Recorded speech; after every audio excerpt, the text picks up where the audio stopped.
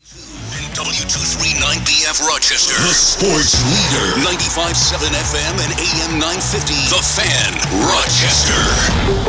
Always live on the free Odyssey app. The Sports Bar with Danger and Battaglia. But looking forward to a new beginning here and an opportunity to gain more production on a more consistent basis, really. Mike Danger. He needs to go. It's done. I'm done. I'm out. I'm out on McDermott. He needs to go. This is it. It's over. We don't need to lose the games the way they're losing these games. It's almost always on the head coach. You're not going as far as you think you're going. You're never going to get to where you want to go with that guy leading your organization. Gene Battaglia. This feels like the end of the season. Like somebody brings to my attention which team made a move like this and all of a sudden was hoisting Lombardi's trophy at the end of the year. That doesn't happen. To me, this is Sean McDermott trying to save his own job for next year and trying to reset everything. 7 games. Sabres fall 5-2. It was pretty much Bruins from start to finish. Oh man, what a move by Tage Thompson. The night being Black Posters' 1,000th game. And when you get your captain back, it's huge. We're a different team with Michael Mersch in our lineup. 95.7 FM and AM 950 The Fan, Rochester. Hey, good afternoon. Welcome on into the Sports Bar. Danger and Battaglia. Glad you're with us and listening along at 95.7 FM and AM 950. We sound our best in the free-to-download Odyssey app. We look our best on the video stream. You can watch the Sports Bar at the Fan Rochester on YouTube and Twitch. Don't forget to like and subscribe there. We've even made an appearance on your smart speaker when you ask it to play 95.7 The Fan. I'm Danger, that's Battaglia. I like how your rant is kind of taking off from yesterday on social media. It's fantastic, your take on Sean McDermott. I kind of blacked out a little bit during that, and I went back and I watched it last night as I was sharing it, and I'm like, oh, maybe this is why my children, sometimes don't interact with me or don't engage with me. Maybe this is why they are afraid of me. Because if I get into something, if I'm passionate about something, that kind of intensity rears its head from time to time. And I just, for the life of me, can't excuse McDermott for the move made yesterday, the firing of Ken Dorsey, the way they lost on Monday night. It's done, and I'm comforted in knowing that a lot of smart people smarter than me, are seeing what I'm seeing and are able to articulate what I'm trying to articulate. He's the problem. He's the problem. Can I play this from yesterday, Danger? Sure. So this was us, and we appreciated all the feedback yesterday, the raw emotion. Trying to figure out how did that all happen Monday night? Was it crap like that? Was it the players? Dumb. Like what it was? Was just dumb. Greg Williams lost his job a couple of seasons ago for the same thing. Remember that? That's the Jets defensive coordinator at the time. So, we're invoking Rex Ryan and Greg Williams. That's where we're at. That's where we're at. That's where we're at with this guy. He needs to go. It's done. You have 7 games left in the season, and there isn't, even if he wins out. The only thing right now that would satisfy or satiate anybody is if you win the Super Bowl. And it ain't happening with this team. He needs to go. This is it. It's over. We don't need to lose the games the way they're losing these games. It's almost always on the head coach. Incredibly sloppy. How many instances? 13 seconds, Minnesota. Zero detail. Zero attention to detail. Well, we practiced it. I don't know. It's inexcusable. You're damn right it's inexcusable. How? How do you know you have 12 men on the field when you know that Denver is going to do one more kneel down, then they're going to run out the field goal team onto the field? You had time to know that was coming. You had time to get organized. You practiced it during the week, and it's still got screwed up. I'm done. I'm out. I'm out on McDermott. You're not going as far as you think you're going. You're never going to get it. You're never going to get to where you want to go with that guy leading your organization. Mike Danger, I'm waiting for the counter argument. I thought we would hear it by now. Somebody that would lay out the reasons why Sean McDermott should guide this team in the future. But it feels like the mob is out in full force for this guy now. again, like I said, I'm comforted in knowing that what I see, what I feel with this guy and with this team is being echoed in a more articulate way with data to back it up. When I saw Warren Sharp's piece on what's gone wrong with the Buffalo Bills since losing in the AFC Championship game in 2020, I felt vindicated as I was reading it. I'm like, oh, okay, good. It isn't just me. It's this asinine idea that after having the offense that you had in 2020, we've got to tear it down and start from scratch. We need to emphasize more on the run game. We need to be built more on toughness and the run game, and we can't pass as much. The one thing that makes your offense great, the thing that makes your offense special, is the guy that you have calling signals, your quarterback. And the thing you say after you almost make it to the Super Bowl is, you know what we need to do? We need to take away his strength. We need to empower him less. We need to run the football and be more physical. And look, I agree with the physical part of it. Like, you can be a physical team and still throw the ball in early downs with great success and have an offense that keeps defenses guessing. And Brian Daboll did that. And look, even Ken Dorsey, when you look at, I know the analytics community, has been saying all along, and Sharp is one of them, is saying, like, no, the offense wasn't the problem. The defense was actually the issue with this team. And again, Monday night, I didn't allow myself to entertain the notion that the Bills were going to lose a game to the Denver Broncos until they took the lead. When they took the lead late in that game, that was the first time I thought to myself, they're going to lose this game. Why do I feel that way?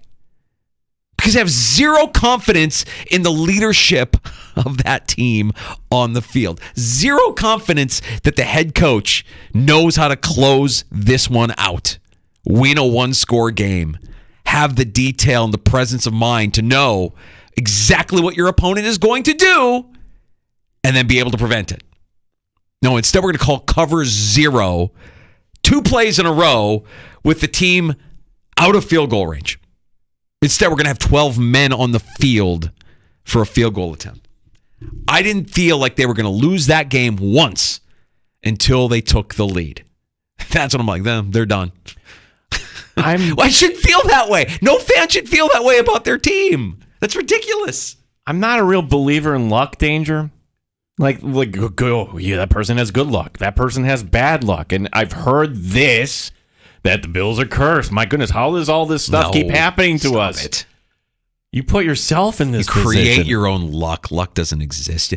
Talking about luck is the language of losers. It's the same person that says, I'm just going to go out there and play the lottery every day, and one of these days, I'm going to... Language of losers. You create your own luck. Stop it. Nobody's cursed. That doesn't exist. You create your own luck. You put yourself in your own position. He has put himself, this team, in this position. And it's never his fault. You move on from the special teams coordinator after 13 seconds. You move on from Leslie Frazier at the end of last season. You move on from Ken Dorsey this season. I'm saying this offseason, this team needs to move on from the real problem, Sean McDermott. I'm done. I'm out. I said it yesterday, and I'll continue to say it. And even if they start winning games, even if they win out, I'm going to have a hard time believing that this is the guy that's going to take the Buffalo Bills to the promised land. Can't take away what he's done. They've won a lot of football games. He's the first to tell you, we've won a lot of football games around here. He said it multiple times yesterday during his Zoom call. It was defending his firing of his offensive coordinator.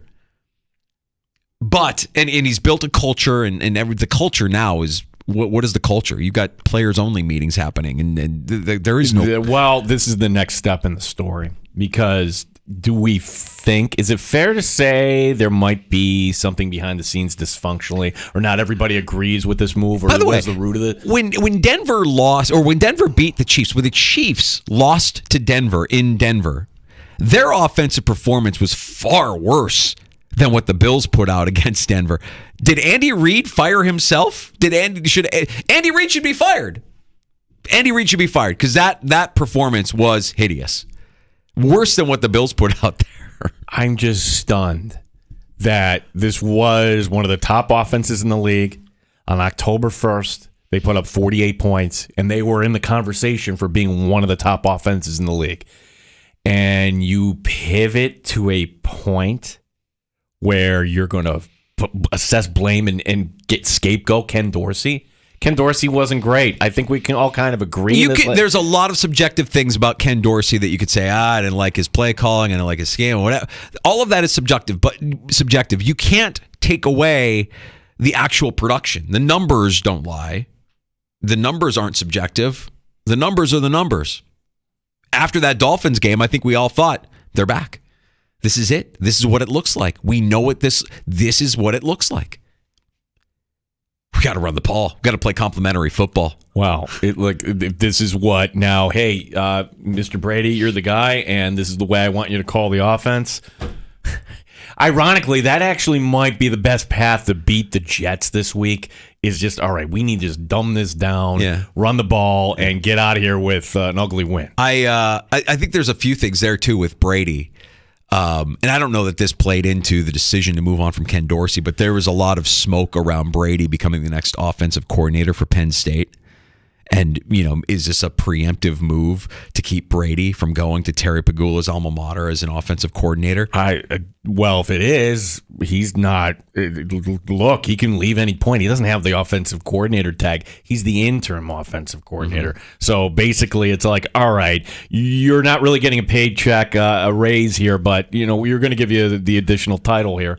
It's good for Joe Brady. It's good that he's going to get I just don't know how you alter things on the fly here when you're entering the heart of your schedule, the toughest part of your schedule. The other element of this that we didn't really talk about yesterday, and we'll set up who's joining us this afternoon because it's going to be a fun show here this afternoon and lots of Bills conversation. Where's Josh Allen at with all of this? Josh Allen endorsed Ken Dorsey.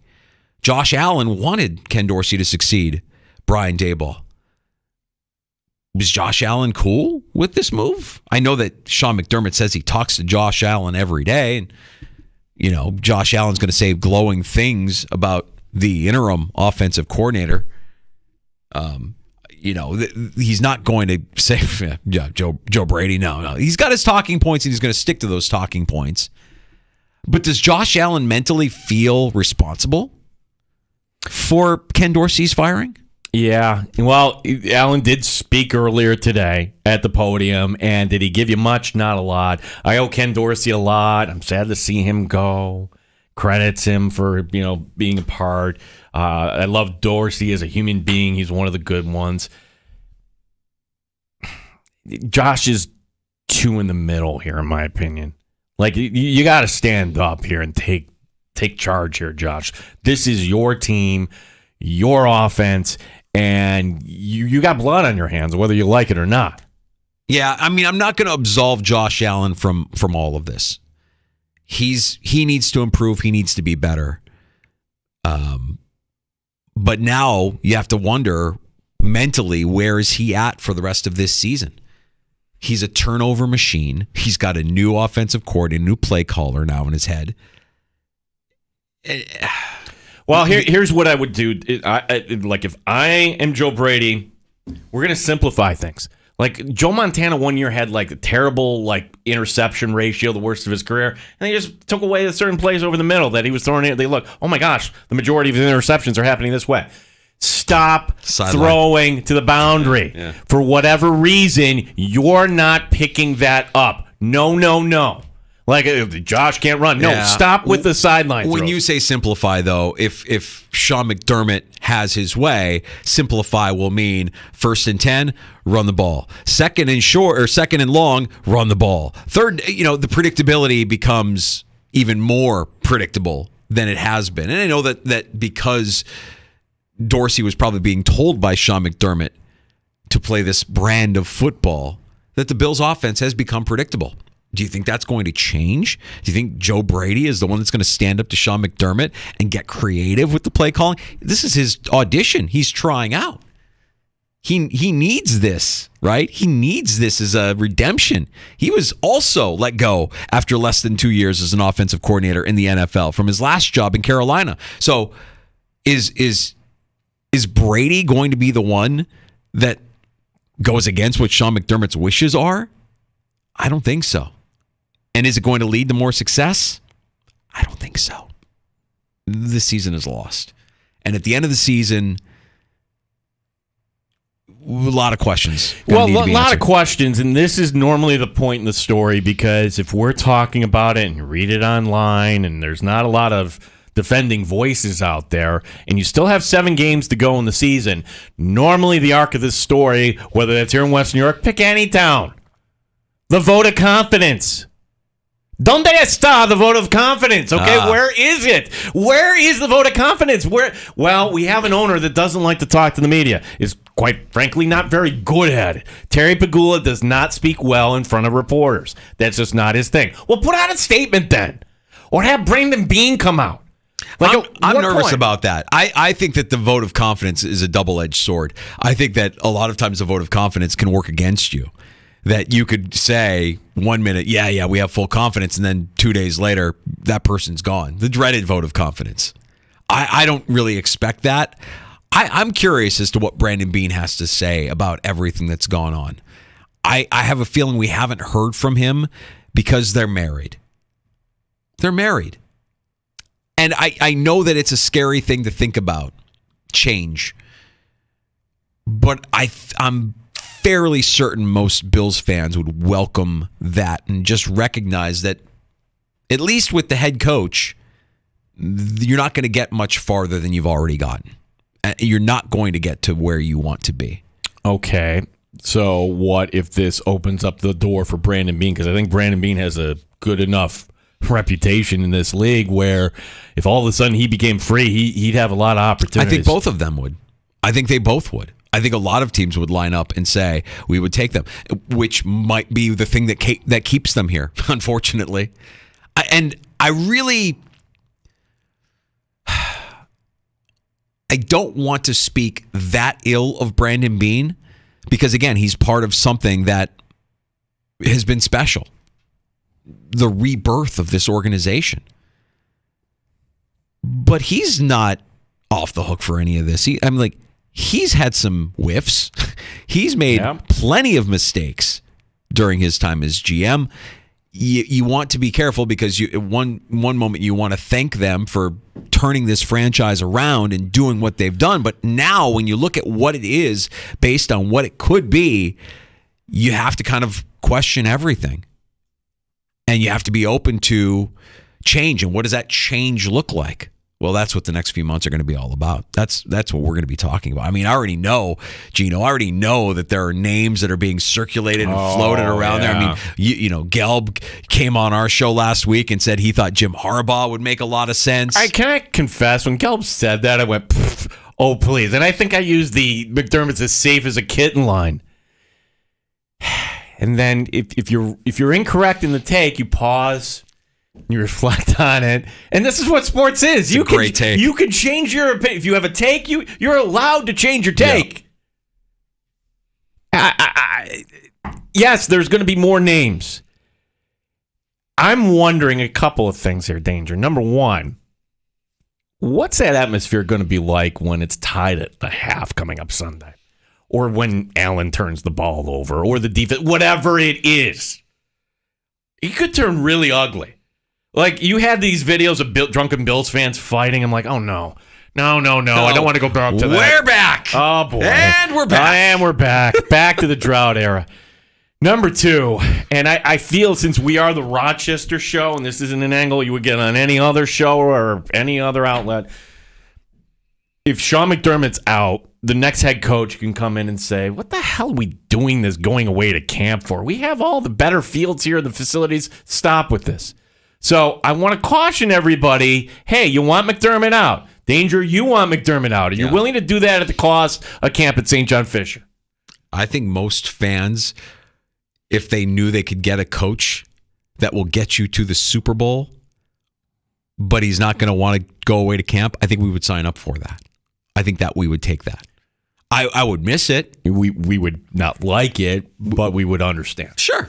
Now, if it's just some slappy, if it's an up-and-comer or some like, and he's going to come in and try to establish some sort of toughness up front right away. If it's an established guy, I'd be like, I trust that. If it's some slappy first-time head coach that you're getting for nothing, cheap, yeah, then I might have a problem with that. Like, okay, what do you know?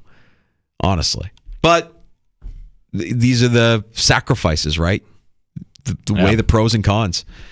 Man, we came out of the gates flying. Just flying. We haven't even set the table here to tell you who what's on tap in the sports bar, which is brought to you every day by Three Heads Brewing. And we've got a special announcement on Three Heads Brewing. Here's what's on tap at Three Heads Brewing. New York State Hazy IPA. Fresh New York State grown hops sit on top of a pillowy, soft malt base. Delicious. Get yours at Three Heads Brewing on Atlantic Avenue today. It's something we talked about a little bit last week that we can talk about now in more detail.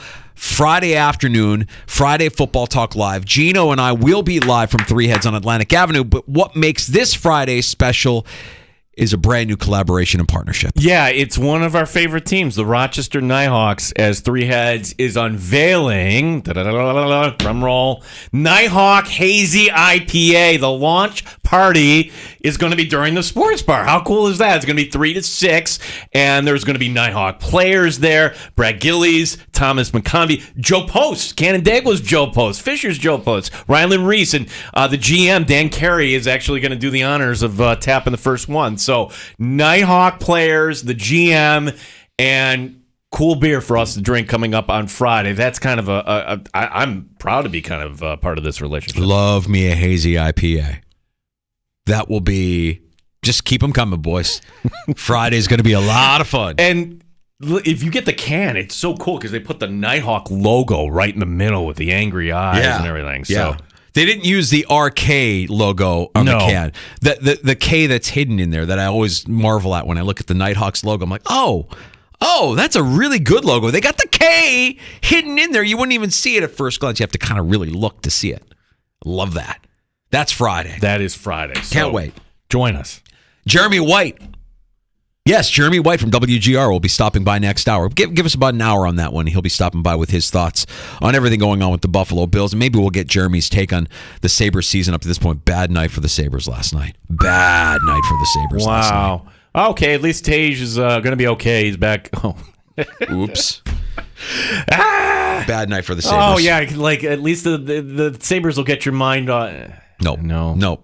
For anybody that said after the Bills' loss on Monday, well, it's hockey season, maybe you just shift your attention back or find something else because it was a bad night for the Sabres. PJ Glasser, the host of BetQL's Send It In, is going to join us next here in the Sports Bar. And Insider Calls are presented by BetMGM. Go check out all the latest lines today on the BetMGM app. We've got some winners on deck with PJ. He'll give us his favorite plays from Saturday's action in college football and, of course, this week 11 in the NFL. And we have time for your calls as well on the Good Smoke Barbecue and Pub Wingman line. That's 866-4FAN, 866-4326. So I'm calling the RIT game Friday night and my phone goes off. Or was it Saturday? Like all of a sudden danger texting. I'm in a text chain where all of a sudden, why am I seeing a picture of Vince Ferragamo? Oh.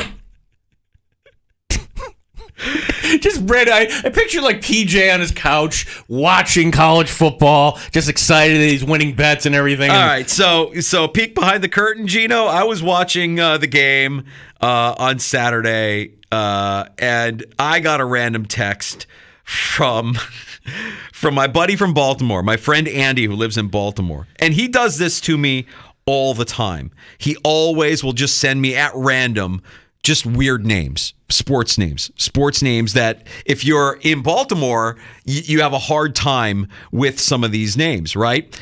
And so he just sends me a screenshot of Vince Ferragamo, and I just immediately laugh. I immediately laugh, and I send it right to you and PJ. And PJ, being the sport that he is, sends this back in return. Let me try that again with a little bit more volume. Vince Ferragamo. He's our favorite. Love PJ. PJ Glasser, the host of BetQL, send it in. Stopping by the sports bar next with some winners. Here on The Fan, Rochester. Odyssey has sports.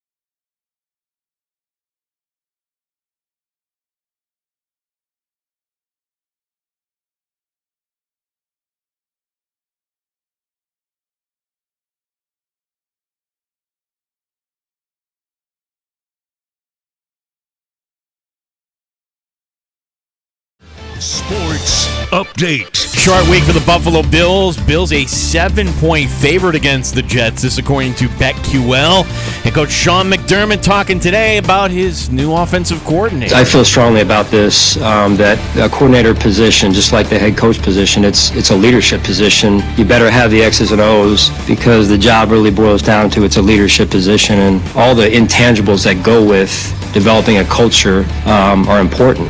Joe Brady taking over, not practicing today. Jordan Phillips and Trent Sherfield, Christian Benford, Micah Hyde, Cam Lewis, and Dorian Williams were all limited. Deshaun Watson, he's out for the season. The Browns quarterback has a shoulder injury. Rochester Americans back in action coming up Thursday night. It's the first of two as they are in Cleveland. Gene Battaglin, the sports leader, 95.7 FM and AM 950. The Fan, Rochester. Top Shelf Sports Talk. You're hanging out in the sports bar with Danger and Battaglia on the Sports Leader, 95.7 FM and AM 950, The Fan, Rochester. Yeah, he's been receptive, that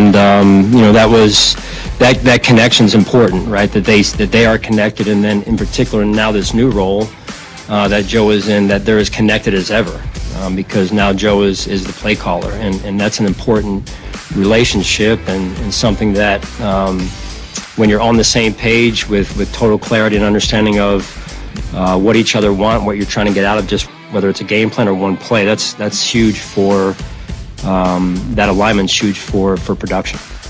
Bills head coach Sean McDermott talking about the new relationship here between Josh Allen and his interim offensive coordinator and Joe Brady. We'll talk Bills Jets in a couple few as we welcome in the host of Send It In and Odyssey Sports Betting Insider PJ Glasser. Insider Calls presented by BetMGM. Go check out all the latest lines today on the BetMGM app. We'll talk Bills and Jets. PJ, we'll talk the Week 11 slate in the NFL, which, by the way, gets underway tomorrow night. It's Cincinnati, and we're very familiar with the quarterback of Cincinnati, of course, but I'll be paying attention specifically to whether or not that defense can get a hold of what's going on there in Baltimore. The guy that leads Cincinnati's defense, though, their defensive coordinator, man, he's just a guy waiting in the wings to be a head coach in the NFL someday, and he's got that defense humming out. You know who I'm talking about, right, PJ? I do, guys, and he's always tough against the Ravens. That Lou Anarumo, it's going to be a good one tomorrow against the Ravens. Guys, I'm really looking forward, though, to watching Burrow against Roquan tomorrow. It's going to be, I think that's going to be quite the matchup. Oh, PJ, you never, ever disappoint. PJ Glasser, who, by the way, cautioned me, said, warning, do not take Cincinnati. I would advise against it. So, PJ, shame on me. I'll listen to you next year. That's the pain of Survivor football. That's it. You one loss, you're done. Looking at the college football slate. So, Michigan got up for that game against Penn State, no doubt about it. The interim coach crying at the end, saying things on live television he shouldn't have. What about this matchup against Maryland coming up this week? How do you view this? Guys, I don't know if I've ever seen a bigger sandwich spot in my life. I mean, Gino, you touched on it. Michigan didn't play anybody first 9 games of the season. Then Harbaugh gets suspended. They get up for Penn State. Next week, obviously, Ohio State. Guys, last year, the game before Ohio State for Michigan, they were 17.5-point favorites at home to Illinois. Only won that game by 2 points. So the look-ahead spot for those two teams, it's so real, right? Obviously, that's one of the biggest rivalries, not only in college football, but all of sports. Both teams are undefeated. Loser of that game likely isn't making the playoffs. So Michigan's obviously a really good team. Their defense hardly gives up any points. Their O-line is incredible. The way that they ran the ball 32 straight times on the road and were still able to win that game was really impressive. But it's all about the sandwich spot for me. I don't think Maryland wins the game, but we're getting 19.5, 20 points. I'll take the Terps. Maybe look at like a Maryland first half too, right? Maybe a little bit of a sleepy start for Michigan, and then they kind of wake up in the second half. But I do like the Terps to keep it close. It's all about the spot this week. We head out to the Pac-12. Oregon traveling down to Arizona State. What do you like about this matchup, PJ? Guys, I'm going to call my shot here, and they're big underdogs, but this is a game I would keep an eye on maybe for a big-time upset with Arizona State. These Pac-12 schools, when you go to the Arizonas late in the year, whether it's Tucson to play Arizona or Tempe to play Arizona State, always crazy kind of things happen. ASU's head coach is Kenny Dillingham, who was the OC for Oregon the last couple years, knows Bo Nix, knows that offense really, really well. Obviously, Oregon just had a big win against USC. They got the Civil War against Oregon State next week. They're 24-point favorites, 23.5-point favorites, so huge number. I love ASU with the spread, and I take a shot, guys, 12-1 on the money line. This time of year, we know that there's going to be a crazy upset or two that happens. It's not going to be all chalk. Everybody's putting out their hypotheticals of, if all these teams win out, what's going to happen to these teams? There's going to be chaos somewhere. Maybe it's ASU and Oregon. So I love the Sun Devils with the points and maybe take a shot with the money line. I don't think any of us expect chaos from Georgia. It seems like that's the brand, but do you feel comfortable laying 10 points? At least that's the line I'm looking at right now. Georgia at number 21 Tennessee. That is in the late afternoon TV window Saturday. PJ, how do you view this? I don't like Georgia this week, Gene. I like Tennessee, and we were breaking down Georgia Ole Miss last week, guys. I told you my handicap for Georgia is simple. You just kind of get a vibe of how people are perceiving them heading into that game, and a lot of people thought Ole Miss could hang with Georgia. They were betting them on the money line to upset them. People felt the same way when Georgia played Florida, when they played Kentucky. Georgia rolled in those games, right? And now heading into this matchup, Georgia looks dominant. They're once again the number one team according to the playoff committee, and Tennessee got just manhandled by Mizzou last week, lost that game badly. So I like the fact we're getting Tennessee off of a blowout loss, how they lost that game in the trenches. I'm sure their coaches are on them all week for how that game film looked.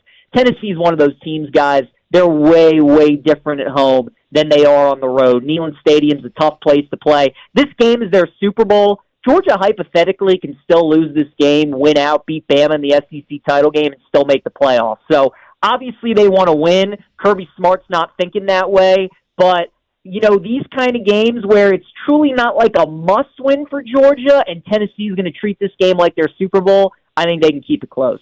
What about Oregon State and Washington as we see Penix continue to roll for the Huskies here? What do you like about this Pac-12 matchup, PJ? Yeah, guys, love the Beavers here at home. I've always thought this was the game that Washington was going to go down, right? You get an undefeated 10-0 team. They're underdogs this late in the season against Oregon State, who's had a couple close two losses to Washington State and Arizona on the road. Corvallis, they're really good at home. They're really good at home, especially at night. Very good offensive line if you've never watched Oregon State play. Good running backs, really well-coached team, and they're very good on defense, especially at home. So I think it's just a tough game for Washington, guys. There's a reason Washington opened as 1-point favorites, and now this line has swung to Oregon State minus 2.5. I think the Beavers are the right side. I think Washington goes down this week. I like Oregon State. Looking over at the NFL as PJ Glasser, host of Send It In on the BetQL Network, Thursday night. Yes, finally we get a game we can kind of sink our teeth into, and I'm having trouble getting a beat on this game. You have the Ravens coming off a tough loss, third straight home game for them, by the way, and the Bengals really can't afford a loss here at this point. Is they're getting the Bengals 4 points. PJ, is this a situation when in doubt, go with the team that's getting points?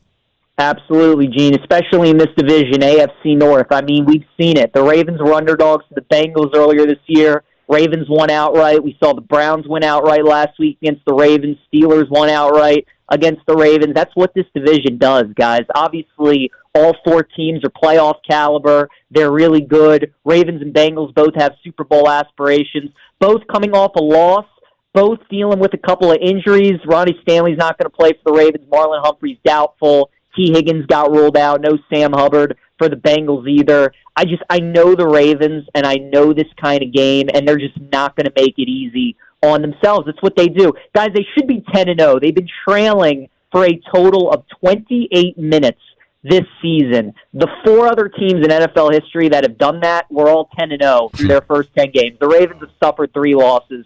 This is going to be one of those games they're probably dominating early. Like, I like a Ravens first quarter, first half, but this is Bengals +4. I'd take Bengals money line and just take them live. Like, if they're +7.5 in this game, +10.5, just bet the Bengals. They're going to come back. They're going to make this game close, and I think they're going to win it. So, yeah, Gene, I like the Bengals with the points. I feel like we could see a points extravaganza with the return of Kyler Murray, who looked like Kyler Murray last week, and then you have the guy that's a shoo-in for offensive rookie of the year in C.J. Stroud with the Texans. Tell us what you like about the Cardinals and the Texans matchup here in Week 11.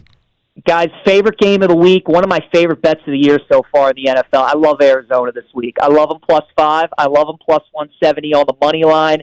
All about fading Houston off of that big win. Like you said, Danger, Arizona's healthy. Kyler's back. James Conner's back. That offense is back to being healthy, and they can put up some points.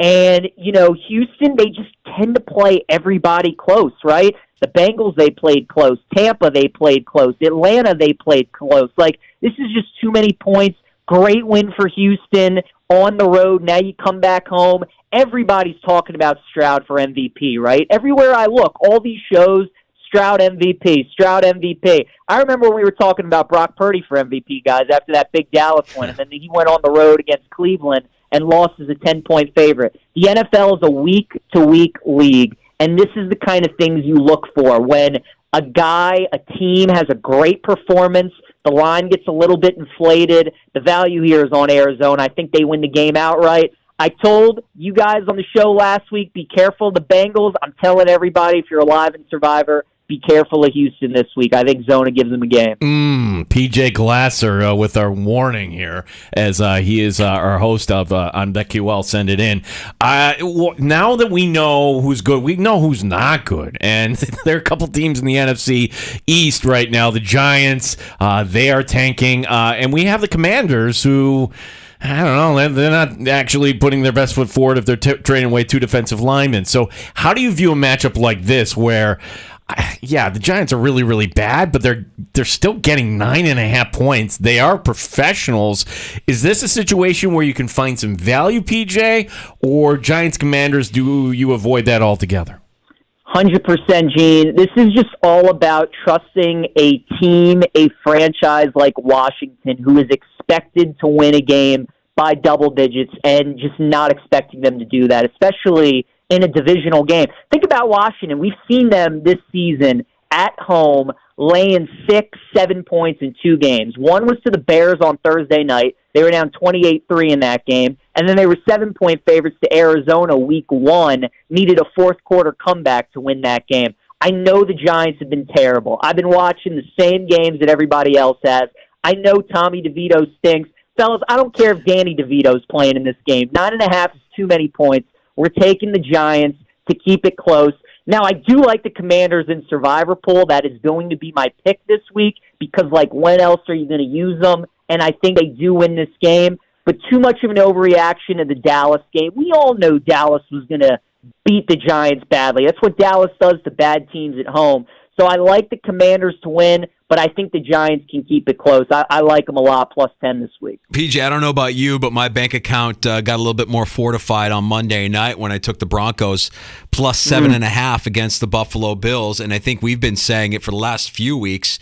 I don't know what Vegas is seeing in the Buffalo Bills that makes them believe that Buffalo is a 7-point, a touchdown or greater favorite over any team in the NFL, including a team that can't get into the end zone in the New York Jets. What are your thoughts on Bills Jets here coming up in the late afternoon window? I think that I like the under, guys, at 39.5. That's what I'm thinking. I like it. But I'm also liking the Jets, too, especially at the key number, divisional game. I mean, you guys know Josh Allen is struggling to begin with, and he's going up against the defense historically that gives him the most trouble. The Jets, yes, their offense hasn't been looking great at all under Wilson. They haven't scored a touchdown in 35 straight drives or something. But, man, 7 points is a lot, and I like you guys said, I'm surprised that this number is as high as it is. I'm surprised that they're giving us the key number at 7 in a divisional game. I know it's tough to beat a team twice, so I do think Buffalo wins this game. They have to win this game, quite frankly, if they have any shot at making the playoffs. I mean, you guys know the schedule coming up at Kansas City. They still have to play Dallas, Miami again, so they better win this game. But I do like the Jets +7, and if you like the Jets, I mean, how does that not correlate to an under? Buffalo's defense has been pretty solid the last 2 games. They were good against Cincinnati, considering all the bad situations their offense put them in, against Denver, holding them to only 24 points. I mean, I thought they played very well, so like the under a lot, 39.5, and I like the Jets +7 too. PJ, we should congratulate ABC here for Monday night because not only do you get the matchup of the year, Taylor Swift will be at the game, and apparently the parents are going to meet each other. Danger. Oh wow! Yeah, that's very big. That would be a distraction, I would think, for the Kelsey brothers. But regardless, PJ, Philadelphia getting 2.5, the over/under at 45.5. How do you view this? Guys, I really like Kansas City. I really do. I'd lay the 2.5 with them. It's one of my favorite bets of the week, along with Arizona. Both teams are coming off a bye. I just think the Eagles are more due for a loss, right? They're 8-1. Their record certainly can be worse than that. You're going to hear all week about Andy Reid off a bye. I think that's valid. But the stat that I just can't get over is Patrick Mahomes in November, December, and January regular season games, guys. He's 30-1 straight up. I had to double-check that. How is that real, that the guy is 30-1? I mean, it's insane. He dominates this time of year, and I love these spots, guys, in the NFL regular season.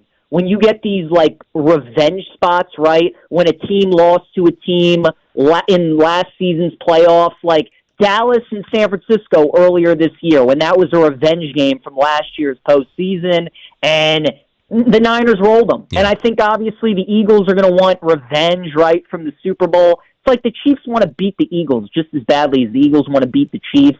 I think the Eagles are due for a loss. We're getting Kansas City off of that bad performance against Denver, had a bye week to correct things. They're at home. I like the Chiefs -2.5. PJ, I've gotten into a routine where I cannot plunk down any money without checking BetQL first, without looking at some of the data that supports why we believe what we believe. And you're a part of that process now with BetQL's Send It In. We want to know more about the show and help make us better sports wagerers with Send It In. Tell us about it and tell us where we can find it. Yeah, guys, send it in every Monday through Friday, 1 to 1:30 p.m. Eastern Time. It's just a 30-minute show, no commercial breaks. And we just go rapid fire. We talk a little of everything, NFL, college football, NBA, college hoops. People, it's an interactive show, so we encourage people to watch and tune in with their questions and comments. And we have a lot of fun. You can watch it on Twitch, on YouTube, on the Odyssey app. And like I said, 1 to 1:30 every weekday. And PJ, it's like you're the ringleader of all the BetQL characters. I mean, you have on all of the brightest minds that are out there in the sports betting landscape joining you as well. And it's just it's awesome that we have you on with us every Wednesday, man. I want to thank you for your time as you join us every week at this time. I look forward to it, guys. It's awesome. I love that we got the Baltimore accent thing going, too. It just adds to it. So, love talking to you guys, man. It's awesome. I appreciate you having me. Yeah. Pete, are you coming up to Ithaca? Because I know are you coming up to get your brother here before Thanksgiving, PJ? We got to get you up in town at some point. I know. I do have to come down. He's actually coming back for Thanksgiving. They just had the Cortica Cup, though. Do you guys know about that and how big of a deal it is? The Cortica Jug. It was at Yankee Stadium last year. Sold last out. Year was, yep. This year it was on the campus of Ithaca. I had no idea what a big game that was between Cortland and Ithaca, but Cortland won, so my brother's he's not too happy about that. But yeah, hopefully I'll make the trip up, and I can definitely come by and see you guys. Yeah, we would normally say at this time of year, hey, you know what? The postseason's a great time to come visit Western New York. We'll go to a Bills. Yeah. Not feeling as great about that outlook after Monday and moving forward, PJ. But we appreciate your time as always, bud. Enjoy the rest of your week, and we'll talk to you soon. You guys as well. Thank you. There he is, the host of BetQL's Send It In. You can hear it on the Odyssey app. You can also check it out on YouTube and Twitch. While you're tooling around on YouTube and Twitch, and look for BetQL. Also, don't forget the Fan Rochester. We're streaming live on YouTube and Twitch as well. Give us a little thumbs up there, like and subscribe, and check out the Sports Bar. Make sure you know exactly when we go live, and we love engaging there as we're building our online community. In fact, I saw that we reached a milestone. We're at 100. We've got 100 subscribers. So, Gino, I don't know what I should do for that. Maybe a tease. I'll come up with something for Friday Football Talk Live to celebrate that momentous occasion. We invite your calls. We also invite you can interact with us if it's easier on X, as Chris, one of our favorites, did. You guys know I'm a longtime fan, elite amongst the peasantry in the sports bar. Notice a slight slip in quality, especially with Gene getting ousted in Survivor. So obviously the problem is the Dandalorian with a big show on Friday. You better fire him now. Okay, I see what he's doing. I see what he's doing. What he's doing there. What we're going to try and do is just focus more on the ground game. Really want to run the ball more here in the sports bar. That's the problem. We can't be high flying all the time. We got to play complimentary radio. Oh, I could just kind of do Josh. Well, I love Dandalorian. He's a great person, and I'm sorry to see him go. It's a tough business. Brian writing in, just got my Uber, and the driver, Chad, has a sports bar, and he listens all the time while driving. Way to go, Chad. Hey, Chad, appreciate you listening. Love the Uber drivers in Rochester. Appreciate them checking us out. Uber driver in Rochester. Have you done an Uber in Rochester before? I should. I have not. I've done it a couple of times. I've gotten two Uber drivers. To me, feel like you got one or two guys. Like you either have the guy that's a side hustle, like this is something I do in my spare time, and I'm happy to do it. And then you got like the former cabbies, like the people that used to drive cab that no longer drive cab, and now they're Uber drivers. And so it's really like, cab, yellow cab got a rebrand, and it's now an Uber. But look, great job by them, and we appreciate them for all they do and for listening to the Sports Bar while they're in the car. Mail carriers too, I've noticed, listen to the Sports Bar. I got a guy, my mail carrier, comes through the neighborhood. He's got his door open like the mail truck, and you can hear the fan Rochester pumping out of his system there. Love that. Well, we're the only local sports talk show, so you like sports? Glad you have us on. And with local sports, with that responsibility, comes with that honor and privilege comes a great responsibility, and that includes Friday. Friday, it is our honor, our duty, our privilege to roll out the Nighthawks Hazy IPA at Three Heads Brewing. Perfect, because you got the Nighthawks season coming up. Yep. And I think that, hey, what in our town separates us from Buffalo? Well, one, it's the breweries. The breweries here are superior, okay, and led by Three Heads. So we're proud to have this partnership with Three Heads. We're going to be out there. And two, we don't cheer for the Orange lacrosse team. Stop with that. Get that out of here. It's the Nighthawks. That's our team. So we'll have the Nighthawks Hazy IPA tapped for the first time. Players will be coming out on Friday, and we'll also have the GM. So this is the first time we've actually had a team presence during our football Friday here out at Three Heads. So from 3 to 6, we'll be out there live. Can't wait for Friday. Three Heads Brewing, Atlantic Avenue. Gene's going to wear a Santa hat to start the I holiday want to wear season. some Nighthawk gear, so I'm not wearing any damn Santa hat. Stop with that joke. What? Why? It's the start of the holiday season. You said it yourself. It is. Are you not festive? It is. No. Look, I don't know what the term is that what you're trying to do here, You're but Grinch. Grinchy Gene, you're not going to wear a Santa hat? You wear the Santa hat. I'll wear a Santa hat. Bring a Santa hat. I'll wear a Santa hat. I'm not a Grinch. It's the start of the holiday season. It's the start of the holiday season, pal. We're going to take a break, come back with more next in the Sports Bar. We have time for your calls at 866-4326-585, 866-4FAN. Talk more Buffalo Bills. Jeremy White from WGR will be stopping by the Sports Bar. We're about a half an hour away from that as well. And again, your calls at 866-4326 here on the Fan Rochester. As the weather gets colder, the NFL offers stay hot on FanDuel. And right now, if you're a new customer on FanDuel, you can get $150 in bonus bets with any winning $5 money line bet. It's Mike Danger for FanDuel Sportsbook, the official partner of 95.7 The Fan. You heard me, $150 if your team wins. If you've been thinking about joining FanDuel, now is the time. There is no better time to get in on the action. The app is easy to use. You've got a wide range of betting options, everything from spreads to player props, over-unders, and more. So just visit FanDuel.com/Mike. Put a little wind in my sails. FanDuel.com/Mike, M-I-K-E, to kick off the NFL season. FanDuel, official partner of the NFL. 21 plus and physically present in New York. First online real money wager only. $5 pregame money line wager required. $10 first deposit required. Bonus issued is non-withdrawable bonus bets that expire 7 days after receipt. See terms at sportsbook.fanduel.com. For help with a gambling problem, call 1-877-8-HOPE-NY or text HOPE-NY 467-369. Odyssey has sports for every fan. Keep up with your favorite teams from across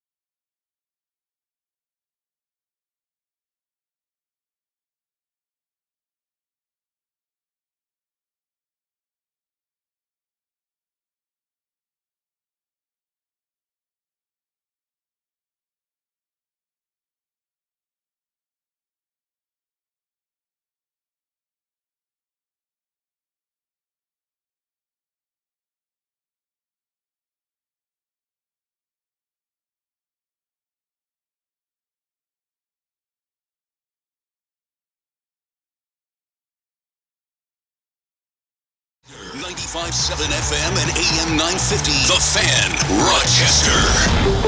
Always live on the free Odyssey app. The Fan Rochester Sports Update. Short week for the Buffalo Bills, where they are listed as 7-point favorites at home against the Jets coming up on Sunday. Of course, the big change this week, Ken Dorsey fired, coming in Joe Brady. Josh Allen gives his thoughts on the departure of Dorsey. Obviously not a set of circumstances you want to be in, especially during the middle of the season. I love Dorsey. As a human being, he's one of the good ones. He's been in this room with me for a very long time. I feel like I owe him a lot of the success that I've had in my career, and he's been a huge part of that. So it's sad to see him go. Not practicing today, Jordan Phillips and Trent Sherfield, Christian Benford, Micah Hyde, Cam Lewis, and Dorian Williams were all limited. Jeremy White, WGR, joining us later this hour. Deshaun Watson out for the season. The Browns quarterback has a shoulder injury. Average back in action tomorrow night at Cleveland. Gene Battaglin, the sports leader, the Fan Rochester. The Sports Bar with Danger and Battaglia. But looking forward to a new beginning here and an opportunity to gain more production on a more consistent basis, really. Mike Danger. He needs to go. It's done. I'm done. I'm out. I'm out on McDermott. He needs to go. This is it. It's over. We don't need to lose the games the way they're losing these games. It's almost always on the head coach. You're not going as far as you think you're going. You're never going to get to where you want to go with that guy leading your organization. Gene Battaglia. This feels like the end of the season. Like somebody bring to my attention which team made a move like this and all of a sudden was hoisting Lombardi's trophy at the end of the year. That doesn't happen. To me, this is Sean McDermott trying to save his own job for next year and trying to reset everything. 7 games. Sabres fall 5-2. It was pretty much Bruins from start to finish. Oh man, what a move by Tage Thompson. The night being Black Posters' 1,000th game. And when you get your captain back, it's huge. We're a different team with Michael Mersch in our lineup. 95.7 FM and AM 950 The Fan, Rochester. Jeremy White from WGR going to be joining us in about 20 minutes or so, and I'm going to tell you why the NFL should be ashamed. Ashamed, I tell you. Explain why in a couple minutes here. It's time for I'll Drink to That in the Sports Bar. Danger and Battaglia, glad you're with us and appreciate you listening at 95.7 FM, AM 950. Inside the Odyssey app, of course, our video stream up at the Fan Rochester on YouTube, also on Twitch, even on your smart device when you ask it to play 95.7 The Fan.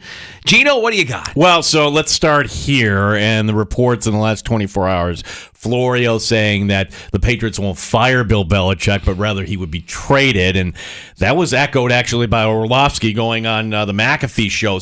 Orlovsky claiming that they already know where Bill Belichick is going to get traded, which that would be kind of interesting if this was being worked out. But then Orlovsky stopping short there saying, oh, I can't tell you where he's So he has an inkling, somebody telling him, hey, yes, we're interested in trading for Bill Belichick. Yep, and the guys on that show were suggesting it's the Chargers. Okay, well, the Chargers could very well be in the market for a head coach, and we know the teams that are going to be looking for a head coach. Washington, it looks like. Certainly Vegas, maybe Chicago.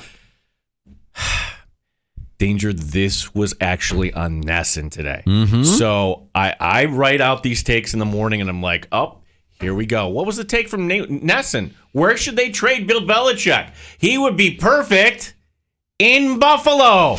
This is the New England Sports Network today making the suggestion, and I can read their... Look, here's my take on Belichick. He is the greatest head coach of all time. Why wouldn't you want him? Well, for one, he's tarnished. Look, Bill Belichick right now, to me, is everything I read about Willie Mays at the end. I was too young to see this, but Mays, arguably the greatest all-around outfielder of all time, he stayed way past his prime, to the point where he's tripping and stumbling in the outfield as a New York Met. I didn't see any of this. This is what I read about.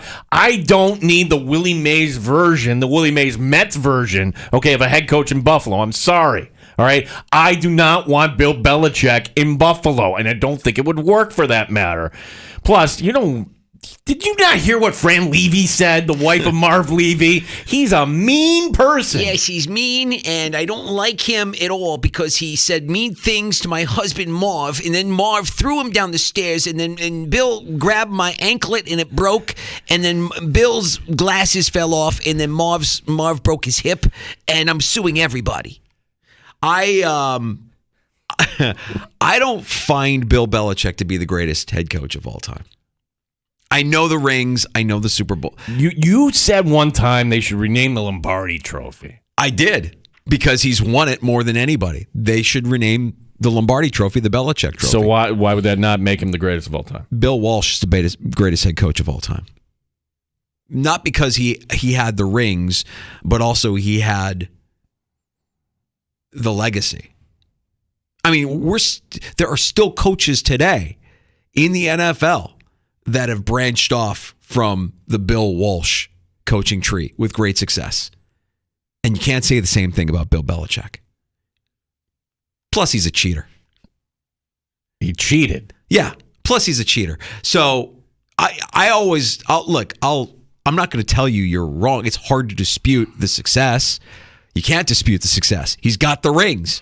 But what did he do to get those rings? And why? Why has nobody under the Bill Belichick coaching tree gone on to... could it be that Bill Belichick is just a bad human being? Well, he's not there to mentor the guys. He's just there to... Isn't that what part of what a leader does? You don't even... It's effortless if you're a good leader. You just make those around you better. It's effortless. They've gotten positions. Oh, of course they've gotten positions. Yes, and they all suck. Every one of them. Name one. Right. Andy Reid, a disciple of Bill Walsh. Nick Saban. Okay. Well, that's going way, way back. Right. But Andy Reid, a disciple of Bill Walsh, when it's all said and done, might be the greatest of all time, but he would still be the guy that had the most success to come from the Bill Walsh coaching tree. So our official position on the show is this, all right, that McDermott got one foot out the door, right? If we were running things, right, we don't want to have the Buffalo Bills as being one of those teams that could trade for Bill Belichick. Can I tell you something, man? I know hindsight and is 2020, but if we could have an official position, we should have fired his ass after 13 seconds. What was that? That should have been enough. That was enough. That should have been it. Keep Dable, fire him. Yeah. Yeah. That should have been it right there. That should be our official position. I'm with you. I'm not into Belichick coming to Buffalo. I think that would be a mistake. I would not be excited about. We got the greatest head coach of all time. I mean, I do think you need to. I know that there are very few coaches out there that have that clout, that cachet that I'm talking about, that authority that can come in immediately, command an organization, command a room, lead men. The thing I won't be excited about is if they move on from McDermott and they hire another first-time head coach. That would be scary. No. It's like I don't want a coach coming in and cutting his teeth here. Right. I fear that that's what would happen. So again, we have a couple of fears in the back of our minds. Yeah, I have a lot of fears. Right. But the one that we mentioned earlier, like if McDermott leaves, does Camp leave with him? Okay. Say it is Harbaugh that would come in. The heck are we doing this for? You've got this beautiful grass field. I've got the best training facility, and you're going to make me go sleep in a dorm room for 2 weeks? Get out of here with Harbaugh would probably say, hey, what do the players want? Well, okay, newsflash. What do you guys want? We want to be home. Good, we're done. Well, yeah. If you believe what we've been told, they all love coming to camp. Josh Allen loves coming to camp. Brandon Beane, Sean McDermott, they love coming to camp. I don't know. I think Brandon Beane does for reasons. Oh, yeah. We know why Brandon Beane. Brandon Beane does, Yeah, I believe it when he says that. That's something we can all relate to. Oh, I just like getting away because the night feeds. I don't have to worry about anything. I could just, I don't have to go to CVS and, I love it. Yeah, I love it. It's a great setup. It's a great town. They embrace us. It's not too far away. Listen, like anything, there's always a little bit of, I got to go stay in a dorm room. I got to do this. But when the guys get there, there's a lot of camaraderie. There's a lot of fun. And it takes pressure off if you've got obligations at home, taking kids to daycare or night feeds, wherever you are in your family plan. And even listen to my wife. Hey, honey, what time are you leaving? Can you stop by CVS and pick up a prescription for me? Like, I don't have to worry about any of that. And I know the players feel the same way. Yeah. Tell us you're a bad husband and father without telling us you're a bad husband and father. He owned it. You asked him about that. Yeah. He knew exactly the quote. Mrs. Bean is a saint. She puts up with me. Yeah.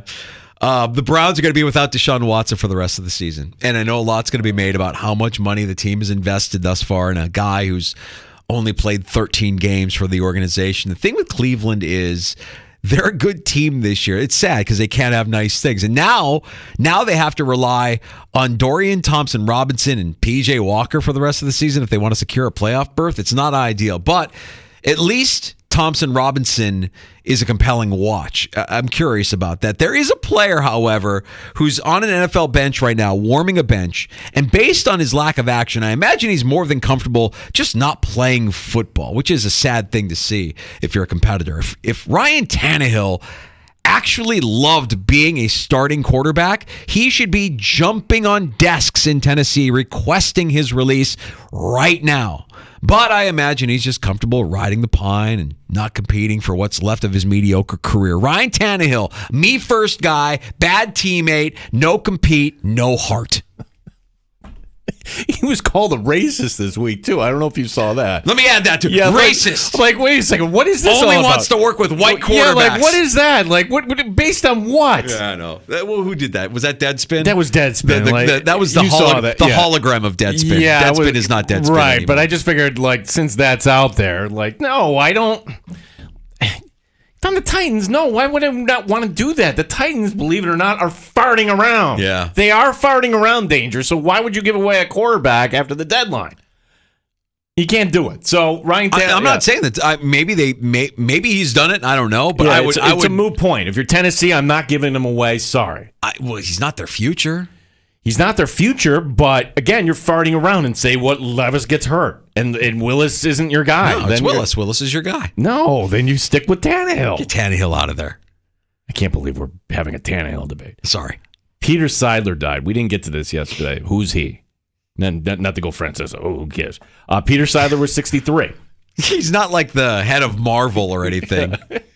You remember that? Yeah. Oh, who cares? What was the head of Marvel? What was that guy's Stan name? Lee. Stan Lee. Stan Lee died. Yeah, Stan Lee died. Oh my God, this is a big deal. Who's Stan Lee? You know, he's the guy that created the Marvel comics. Oh, who cares? Wow. Peter Seidler was the owner of the San Diego Padres. No cause of death, medical condition, though, prevented him from being down the stretch last year. Why am I bringing this up? Let me connect two stories here, Danger. The Padres missed payroll. They were in danger of missing payroll to the point where they needed to take out a loan of $40 million. This is pro sports. How could you mismanage that? Well, nobody saw their cable company they were hooked up with going belly up, and there goes the money coming in.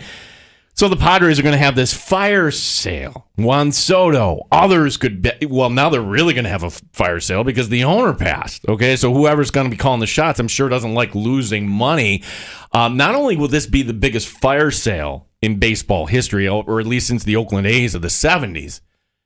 Let me connect the two stories here because our guy, Jim Riley, put this out today. What's going on with baseball free agency? Yeah, usually baseball free agency has been going on 3 weeks. Quiet, nothing. Yeah. Nothing at all. Well, I'm going to tell you what this is all about. Why would you go spend all that money?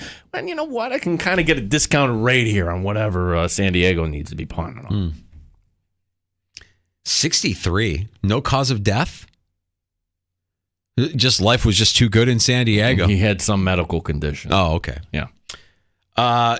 Not sure if you're aware of this. The CFL's Grey Cup is this weekend. I was, because Boomer goes way out of his way every year to remind you on Monday Night Football. Yes, he does. He brings out the French accent and everything. Yeah. Winnipeg Blue Bombers, Montreal Alouettes. The NFL, Gene, should be ashamed. Ashamed, I tell you. Someone needs to explain to me how the CFL landed Green Day to play the Grey Cup halftime show while we get stuck with Usher? Now look, the quality of play will not compete. The Super Bowl quality of play will be superior to the Grey Cup, but the halftime entertainment, superior north of the border. Green Day over Usher all day. The NFL should be embarrassed that they got taken by the CFL. Where is the Grey Cup here? Toronto. Oh, it's in Toronto. Okay. Yeah. Better halftime show. Green Day, Usher. It's in Hamilton, actually. Okay. Yeah, close enough. It's Green Day. It's Green Day. Yeah. All day. And look, Usher's fine. No problem with Usher. But I mean, wasn't everybody kind of like underwhelmed when they made that announcement? Like, Usher? You're the music person. I am not. He has like people under him, right? He's got connections. It's going to be Usher and friends, right? Is that kind of like, if it's just Green Day, I'm going to reserve judgment until the end. Usher and friends? Well, usually that's where you have like this act and that act and cameos everywhere, right? Does that kind of be the expectation? I don't know. I doubt it. He's in Vegas. He's got a residency, and the Super Bowl's in Vegas. This is just promotion. It's just straight up promotion. Free promotion. Yeah, just straight up promotion of the Vegas residency. But Green Day, that would rock. That would be a fun, but alas, the NFL. Embarrassing that you did wrong by the CFL. I might actually tune in just to see the halftime show. I've become that fan. I am to the CFL what my wife is to the NFL. Oh, who's playing halftime? I'll watch that. I'm going to watch the Grey Cup for the commercials. We don't have to worry about. I was thinking all along, boy, this is going to be the magical year. Bills and Lions in the Super Bowl. Kind of recalibrated to the point where you and I always come in the last few years on MLK Day because it's a holiday. Oh. We might not have a show that right. day. We might take MLK off because there's nothing that we want to talk about from the day before, weekend before. The Bills have been not playing here for 10 days. Whatever. It's just sad. It's sad, and look, it's not over, but we all see it. We all know. We all recognize it. Well, what does Sunday look like? Sunday, late afternoon. There's a lot of emotion. Okay. I'm glad you said late afternoon, and here's why. Yeah, that's going to put people in a kind of a sideways mood to begin with. They'll be a little edgy. Yeah, and this is just my observation, not Danger's.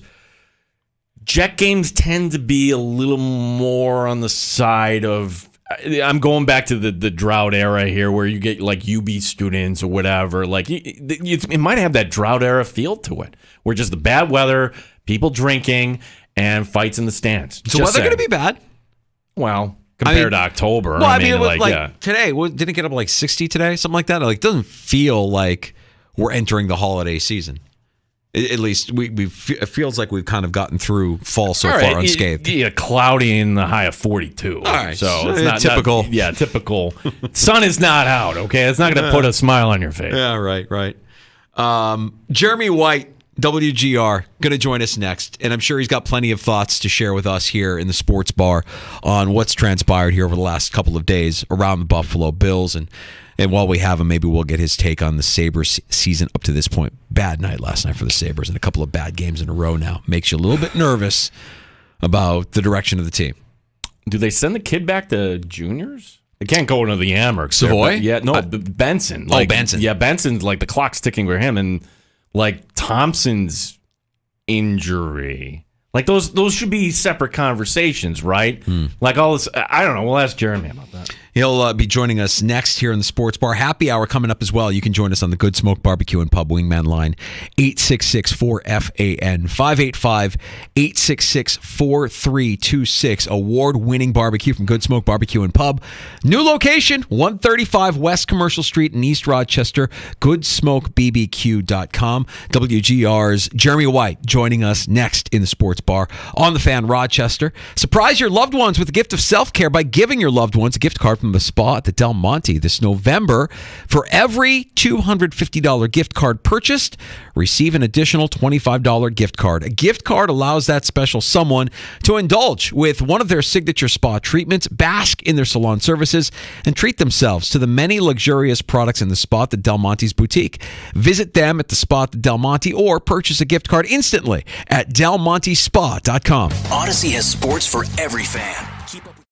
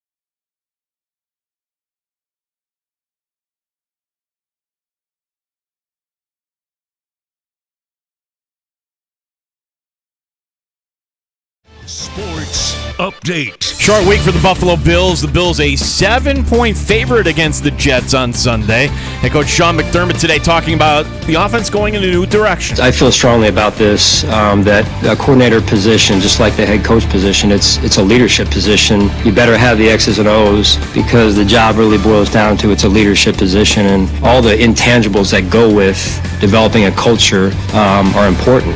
Joe Brady taking over for Ken Dorsey as offensive coordinator. Not practicing today, Jordan Phillips and Trent Sherfield. Christian Benford, Micah Hyde, Cam Lewis, and Dorian Williams. They were all limited. We'll talk to Jeremy White, WGR, coming up next year in the Sports Bar.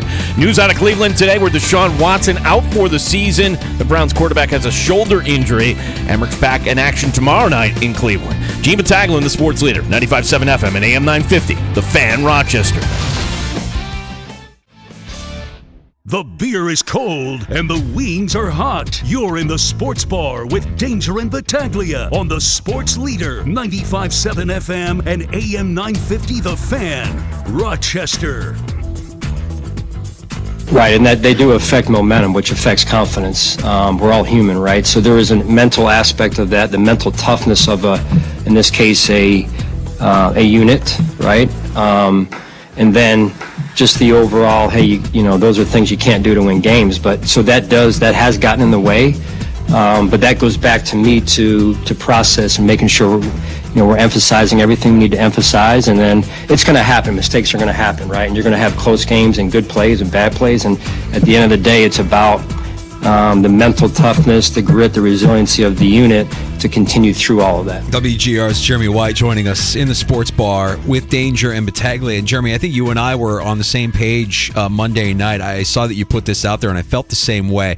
There was never really a moment in Monday's game where I thought the Bills were going to lose, except for when they took the lead. When they took the lead with 2 minutes to go, I'm like, they're losing this game. I don't know that I should feel that way, and I feel like it boils down to the real problem with the Buffalo Bills. What was your take on Monday night, Jeremy? Well, the funny thing about Monday night is it's not exactly the best example of a game to fire the offensive coordinator, but it happened because of a culmination of so many mistakes. Monday's game is like, at some point the season is comical. Like, you kind of have to laugh, even though it's, heartbreaking or whatever, disappointing. They took the ball. They never do that on the opening kickoff, right? Yeah. They win the toss and they say, we'll take the ball, which is, you know what? Forget it. We're going to play wild. Let's do something different. And they fumble on the first play. Yeah. Like, you have to kind of laugh at that. To me, the taking the ball right away is an indication that you are indeed in desperation mode because you're just trying to do something different. The next move would have been to bring the coordinator out of the booth and down to the sideline, right? Isn't that the next on the box to check to do the desperation move? So the game was terrible. The mistakes, the turnovers, they were beaten by a team that was begging to get beat. The Broncos punt. The Broncos got a free possession after that James Cook fumble and ran the ball 3 times, including on 3rd and 18. Like, they should have just packed up the bus right away. So, the Bills were beaten by a team that wanted to lose, and, something has to change. That makes sense to me. Well, when does this work in sports where midseason you're going to change the coordinator and all of a sudden that was the problem there because, okay, so it'll be Brady calling the offensive plays. Jeremy, it's not like they can design all these new plays and install them week to week, correct? Yeah, I think, where does it work? There are a couple of places where this is not exactly a football thing, but we are seeing football kind of move towards other sports. And by that, I mean, think of how the NFL trade deadline has moved in the last 5 years. The trade deadline in baseball and in hockey has been around for a long time, and football's kind of just catching up to that. And I also think that this coordinator thing, in hockey they fire coaches and then teams turn it around or start winning. It's not always justified. A lot of times a coach gets fired because the goalie stops making saves. And then, bring somebody else in, and, hey, the goalie made some saves. Looks like they got a spark. So I tend to think that a lot of the Dorsey discourse has almost been a little bit too dramatic.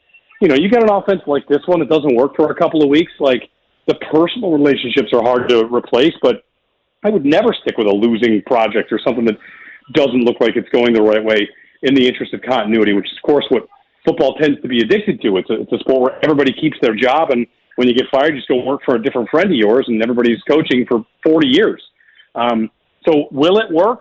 I don't think so. I mean, their schedule is tough. Their defense is broken a little bit with injuries. But a spark would be nice. And there's a funny little irony here that if Joe Brady, careful Joe Brady, don't be too good, because if you're too good, then Bills fans are going to want him as their head coach, right? Like, Brian Daboll is a guy that walked out the door, and Bills fans kind of lament that he left, or plenty do. And if Joe Brady is too good, then he has to be replaced or elevated. Yeah, and I guess that leads right into kind of where we've been for the last 24 hours. I mean, I look at all of the moves of the organization, and there's plenty of material out there to read as to why the Bills are where they are versus where we think they should be. And a lot goes back to the loss in the AFC Championship game. Of course, you could even go ahead another year and look at 13 seconds.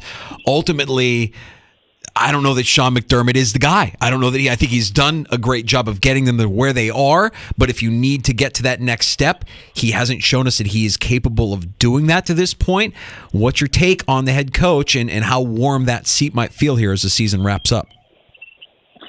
Yeah, I think that the guy that can't get over the top, if I'm just trying this on for the first time, is that more often than not a defensive guy because he's forced into changes? Maybe not. I mean, Andy Reid was that, right?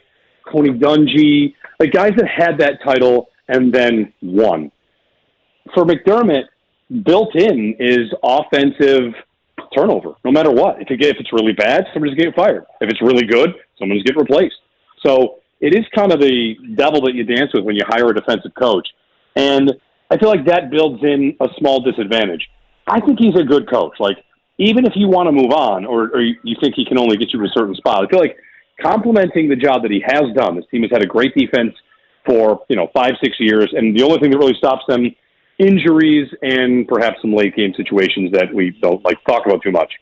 Offensively, I wonder about it. The drifting, how committed he is to wanting to run the ball. Ever since they drafted Dalton Kincaid and wanted to go 2 tight ends, to me that was really big for me. Like, I didn't understand that move, the move to make that kind of change in their offense at all. And they might already be done with that experiment. And then I think about Warren Sharp Football pointed this out for the first time. It's a point that's very obvious to everybody, but for whatever reason, he kind of crystallized it for me. They drafted 3 running backs in the first 3 rounds in a span in which they've drafted no wide receivers in the first 3 rounds. Why do you keep drafting running backs?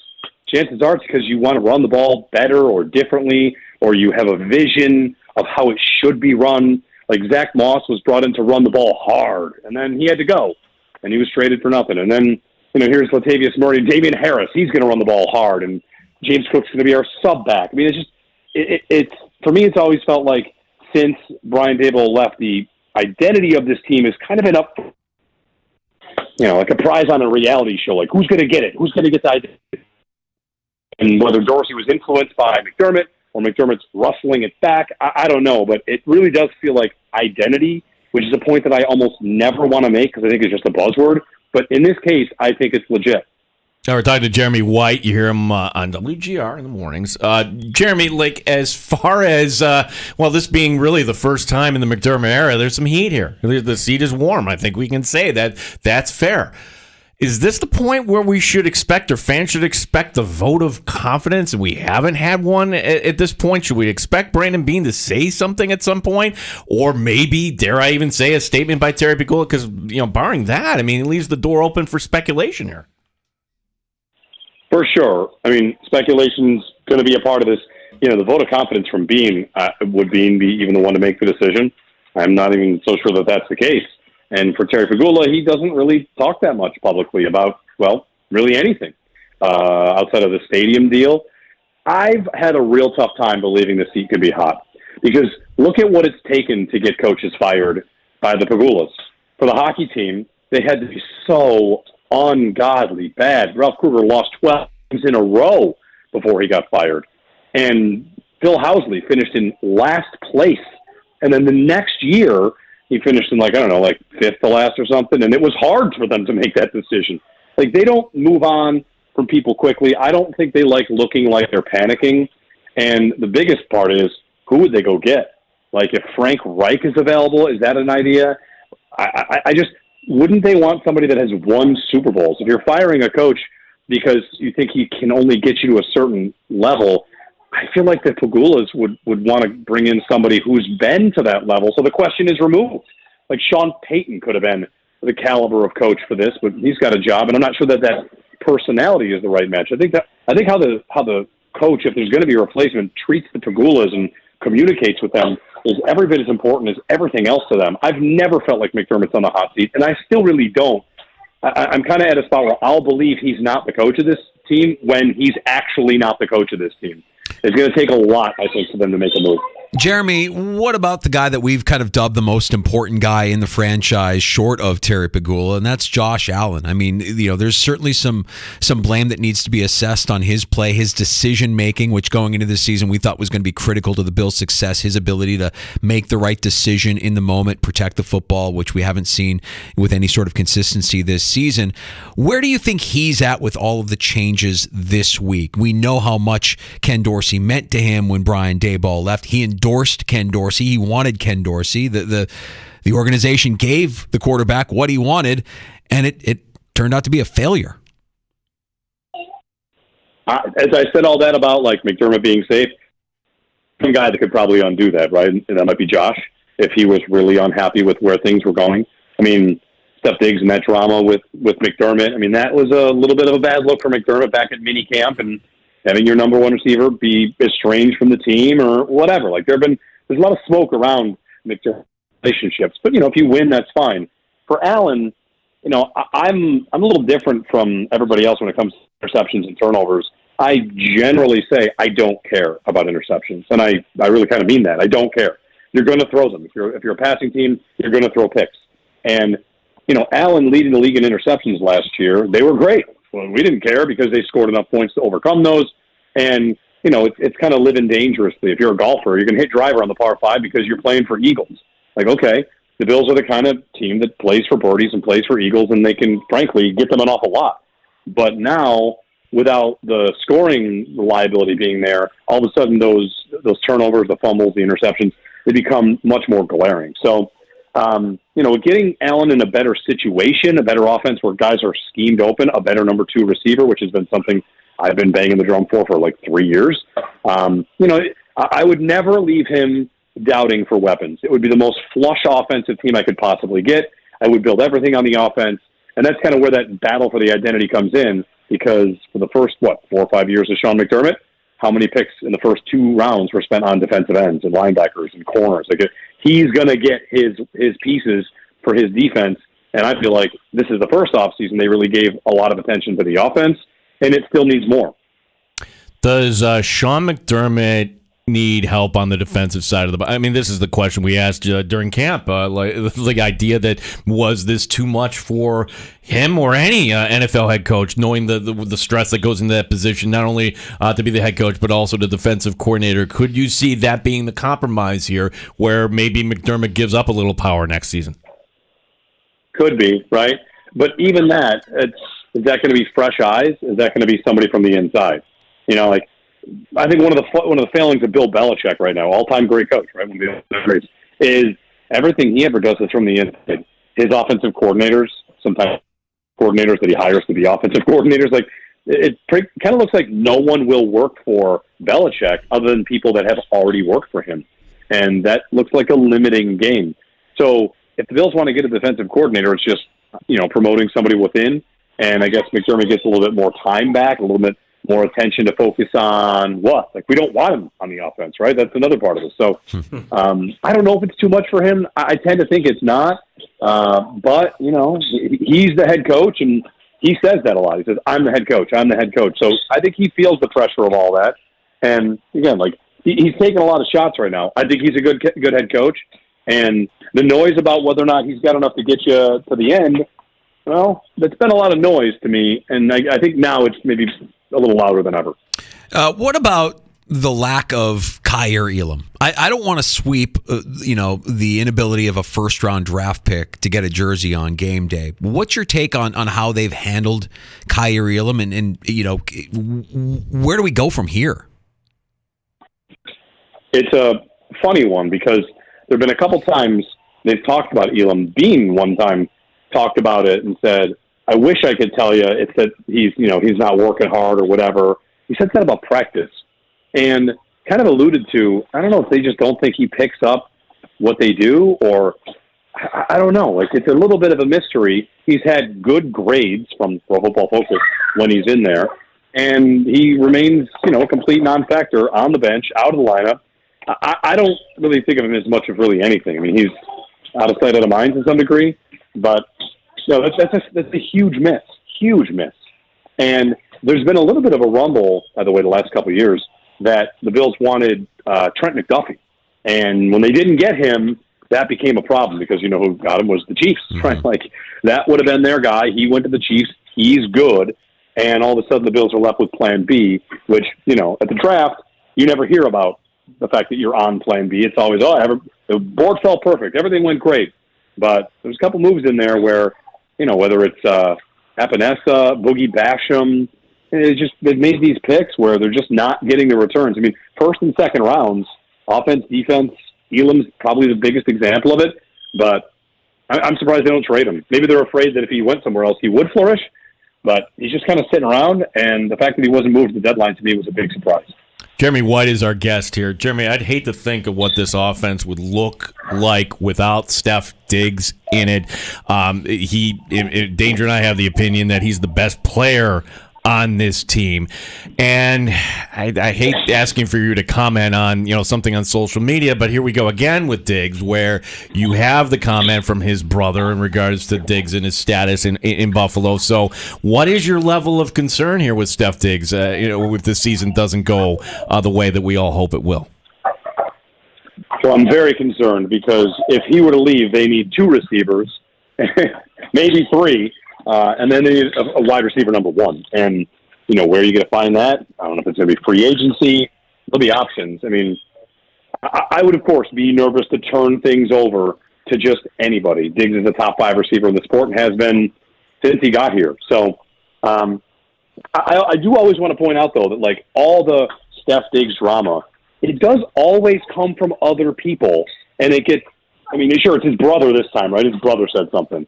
And then it'll be, I don't know, like when it happened in Minnesota, he said at his press conference, like, you didn't hear anything from me. He tweeted, maybe it's time for a new beginning, which, someone can put that as their status on a Thursday. Right. Let's start a new diet. Everything that ever happens with Diggs doesn't come from him. So he might be crafty in that way, but he hasn't said anything. He's getting his numbers. He's a part of this team. He cares an awful lot. And if he cares a lot and thinks there's something wrong, I have no problem with him saying something's wrong. And if he gets out, well, then the problem I don't think is that he wants out. I think the problem is whatever it is that forces him to want to get out. Jeremy, while we have you, we should probably pick your brain a little bit about what's going on with the Sabres so far this season. A bad night for the team last night against Boston, and then the word that Tage Thompson is going to miss a significant amount of time here this season. Have the Sabres been playing up to your expectation up to this point this season, and what does the rest of it look like if you're missing your star forward? No, they have not, and it's very, very disappointing. There is good news. Nobody in their division really is playing great. So, they're not dead and buried, but no, I don't think they look good really at all. And I saw today they're 24th in expected goals for in the league at 5-on-5. 24th is pretty bad. When you include power play, their power play is really bad.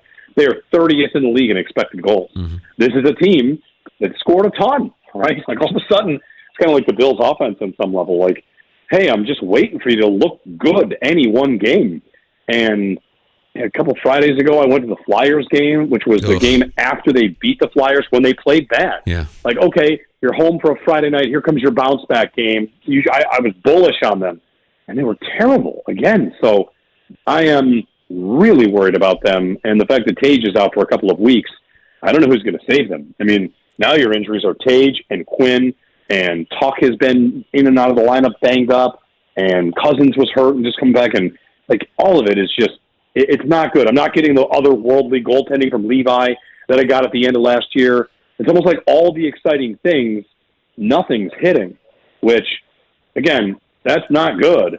The only silver lining is that if they fight their way through it, I'll make another golf analogy. Like, if, you don't blow up too much on your blow-up holes, you can still put in a pretty good round. And right now, like, they are battling, and I don't have high hopes. Like, I'd like to see a good game or two in a row. Imagine that, 2 good games in a row from them where they look like the superior team. It's troubling. Jeremy, of all the dumb rules in sports, I think one of the dumbest is, hey, you can be a pro in the NHL, but we can't send you to the American Hockey League. No, you got to go back to junior. So it is the rule. Zach Benson, has he done enough to kind of stick? I guess that's part one of the question. And then should it be independent of the question of, okay, if it's yes or no or maybe, well, the fact that now that you have these injuries, including Tage Thompson, now should that factor into their decision whether or not Benson goes back to junior? Or does he stick here?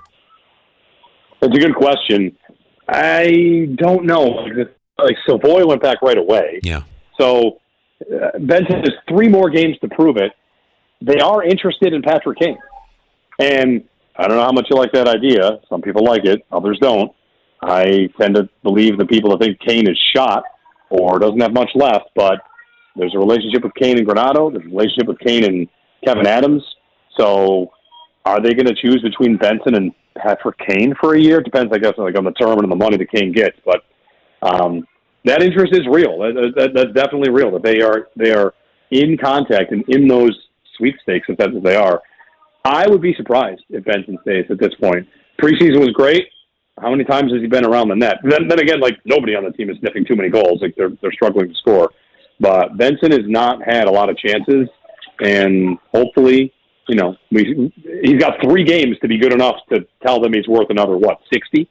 So I think I'd be surprised if he sticks. They've got guys in Rochester that are ready-made and ready to go. Yeah. How can Benson make it over Kulik, right? That guy's ready. Is he not? Everything I see is that he's been amazing for a year and a half. So they've got guys in Rochester that are ready, and I think I'd be surprised if Benson jumps them. So, Jeremy, let's look ahead to late Sunday afternoon. The Bills host the Jets. We don't have to think about week 1. We don't want to go back to that place. But the Bills is 7-point favorites. I've been saying for weeks, I don't know how the Bills can be considered a touchdown or greater favorite against any team, even a team that can't find the end zone like the Jets. What's your outlook for late afternoon on Sunday? I think that they'll win. I think they'll be fine. They should have beaten the Jets the first time. Zach Wilson is what? I mean, he went in. They didn't game plan for Zach Wilson. There's a slight defense, right? They game plan for Rodgers, and Wilson's more mobile, so they'll rush him differently. They'll cover him differently. I think they'll win, knowing what they've got to do. The game plan will also be. I mean, I would bet the under. The line on the game for the over/under is 40, and I would bet the under because I think you're about to see a ball control, Tyrod Taylor manage the football game performance from Josh Allen, and that'll get it done. They'll go into this game planning to win 16-10, and I think they'll get it. Excitement indeed. Jeremy White. Jeremy, I could be wrong. Maybe it'll be 35-31. Who knows? They scored 16 points last time, so I see what you did there against this team. Jeremy, what do you and Joe have planned on the show tomorrow morning? Tomorrow we always preview the Thursday game, put together a little 3-leg parlay and do a little fantasy sports. The thing I am really interested in, it's way too early to say this about Brady, but let's for a moment, if I could just be optimistic or whatever about Brady. He's 34, and a lot of the good young coaches, offensive coaches in this league, are young prodigies, right? And here's Joe Brady, who was with LSU as their passing game coordinator to win a national title. He was 30. Yeah.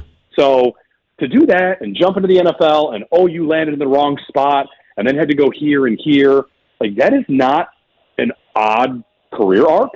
And when you find guys whether it's Mike McDaniel or, Sean McVay, all those guys that are from that same tree, he doesn't have to be from the same tree. He's on the Sean Payton tree to a degree, but I guess I'm holding out hope that they found themselves a 34-year-old, wonder genius guy that's going to fix everything. So I might want to kick that idea around of a young, bright mind that's part of this offense.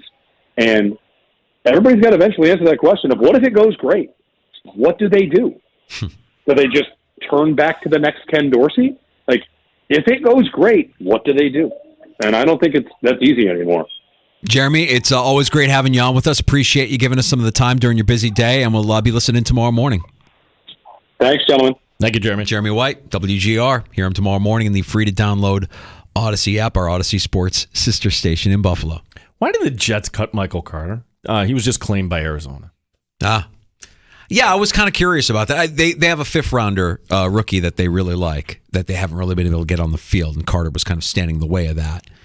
But I always thought Carter was a decent back. Not a great back, but a decent back. Productive when you need him to, and he played some special teams as well. So he goes to Arizona. That was just one of the things we were going to kind of like look around the NFL. I mean, did the Jets think that what the Bills did last week worked so well that they had to do it themselves before they play the Bills? Players only meeting with the New York Jets. Oh, boy. And they did move on from Michael Carter, who just got claimed, as you mentioned, by the Cardinals. They haven't found the end zone here in a couple of games, and they're not going to make any changes, according to Robert Saleh. It'll be Zach Wilson. It'll be Nathaniel Hackett. No Michael Carter, but the same Jets offense that we saw essentially week 1. Nathaniel Hackett was once the offensive coordinator for the Buffalo Bills. So you realize that sometimes you find a good one, but most of them are just dime a dozen. Deshaun Watson, boy, I feel bad for Browns fans. The fact that, wow, that is as quality a win for Cleveland as if I can remember battling back in Baltimore. Maybe this is the win that sends you on the way. And you see that little spark from Watson, and we all don't like Deshaun Watson, the person, but as a football player, maybe you can just kind of look the other way. It's not even an option today. Results of an MRI from earlier the week. His right shoulder has a displaced fracture. Surgery. And that's it for the season. He also has a high ankle sprain he was battling through. So Dorian Thompson-Robinson is going to be starting in Watson's place on Sunday, which is kind of hilarious considering that, the guy that everybody's toasting right now is the ultimate backup. They had him in Cleveland. Do you not remember? Dobbs was traded to Arizona. Yeah. Oh, my goodness. Yeah. I'm excited as a Bears guy because Justin Fields is making his return to kidding. But it looks like he's in line to start Sunday against the Lions after missing the last 4 games with a thumb injury. He wasn't able to grip the football. He's been practicing all of last week and continues to practice this week. Thank you for not having that game on Thanksgiving this year. Oh, no, you get the Packers instead. Well, you don't get Justin Fields. Will you settle for a Jordan Love? I think I've hit my quota of Bears football. Yeah, no, they don't deserve to be in primetime, and I hate that I have to continuously apologize when they are. Happy Hour is on the way next in the sports bar with Danger and Battaglia. We've got plenty to unpack from what we just heard from Jeremy White. We've got your calls at 866-4FAN if you want to join us, 585-866-4326. We'll also get to a round of shots all coming up in the sports bar. Danger and Battaglia on the Fan Rochester. Mike Danger for FanDuel Sportsbook, official partner of 95.7 The Fan. Get ready to start the NFL week off right tomorrow night. And right now, all customers get a no-sweat same-game parlay for tomorrow night's Thursday night football game. Just place a 3-leg same-game parlay on this week's game between the Ravens and Bengals. You'll get bonus bets back if you don't win. NFL same-game parlays are the perfect way to combine your bets for a chance at a bigger payday. Build your own or choose from one of the popular same-game parlays pre-built for you in FanDuel's top-rated sportsbook app.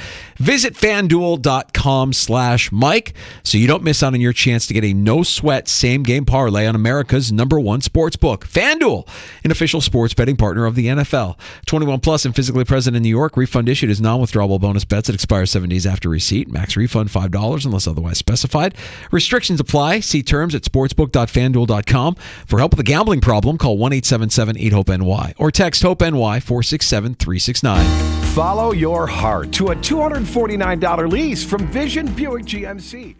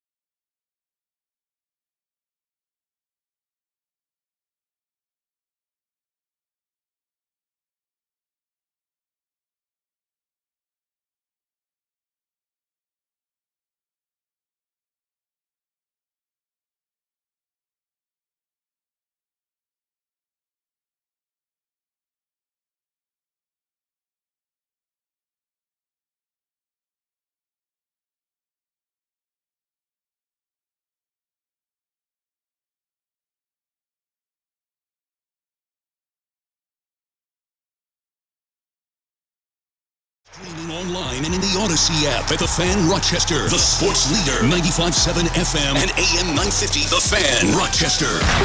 Always live on the free Odyssey app. The Fan Rochester Sports Update. Vegas has the Bills as a 7-point favorite against the New York Jets. A short week as the team gets ready.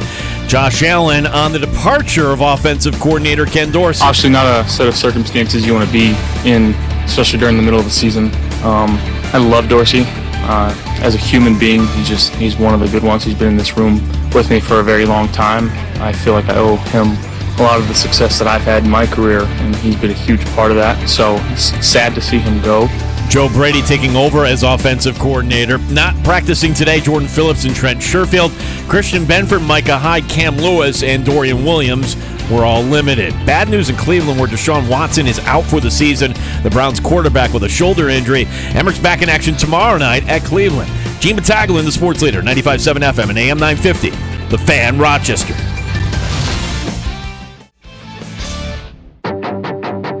The Sports Bar with Danger and Battaglia. I'm looking forward to a new beginning here and an opportunity to gain more production and on a more consistent basis, really. Mike Danger. He needs to go. It's done. I'm done. I'm out. I'm out on McDermott. He needs to go. This is it. It's over. We don't need to lose the games the way they're losing these games. It's almost always on the head coach. You're not going as far as you think you're going. You're never going to get to where you want to go with that guy leading your organization. Gene Battaglia. This feels like the end of the season. Like somebody bring to my attention which team made a move like this and all of a sudden was hoisting Lombardi's trophy at the end of the year. That doesn't happen. To me, this is Sean McDermott trying to save his own job for next year and trying to reset everything. 7 games. Sabres fall 5-2. It was pretty much Bruins from start to finish. Oh man, what a move by Tage Thompson. The night being Mark Postle's 1,000th game. And when you get your captain back, it's huge. We're a different team with Michael Mersch in our lineup. 95.7 FM and AM 950 The Fan,